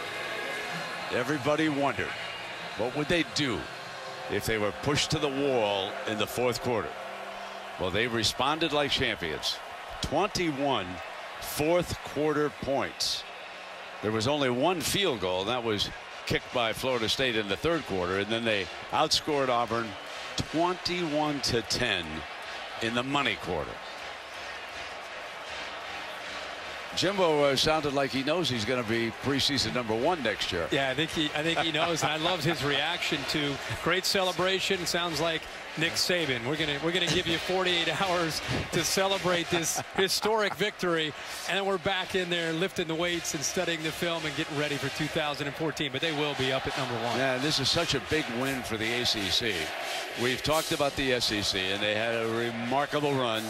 And they will be back, by the way, in the 4-team playoff. There's no question about that. The SEC is not going away anytime soon. No, you're right about that. They're always going to be there. But it was big for Florida State and for the ACC. And for Jimbo Fisher, I think, on a personal level, he has so much respect for Bobby Bowden, the legacy that Bobby Bowden left behind, the 14 years of excellence that Bobby Bowden had. But it was a little bit dicey there when he first took over. There were a lot of former players who were frustrated with the way it went down. He handled it. He kind of weathered the storm. He went out and recruited. He got people to believe in the new direction and the new leadership, and how fitting for him now, just a few years later, he's here at the national championship and he gets his first ring as a head coach. Absolutely. Herbie, we've had great help up here in the booth this year. Our stage manager, JJ, George Hill's done all the stats. Scott Musburger's been the spotter. And you had 2 spotters you rotated. Darren Brown all year, and Jared Zwick stepped up tonight. Absolutely. So thanks to one and all, our great cameramen, our producer, Bill Manell, director, Derek Mobley. It was a pleasure to be with you guys all season long. What a win by Florida State.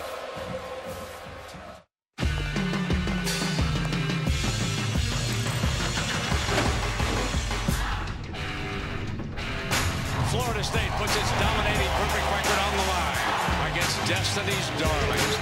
A perfect ending to an imperfect system. Wide open in the middle. A 50-yard strike. I can see the finish line with each line that I finish. I'm so close to my goals, I can almost go over the goalpost. And if I don't got enough in the tank, maybe I can just siphon enough to fill this 40 daylight. A 100-yard return. And Auburn is stung by its own medicine. End zone. Not quite. zone, jump ball, touchdown!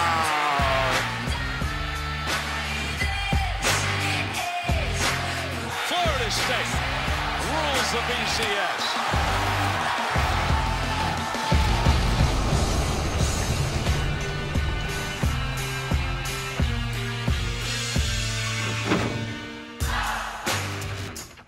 And with that, the BCS era now officially comes to a close. The tumblers of time will lock in the memories. And that brings us to the new and exciting chapter in the game. Next year, 4 teams with a chance to win the first college football playoff. So long from Pasadena.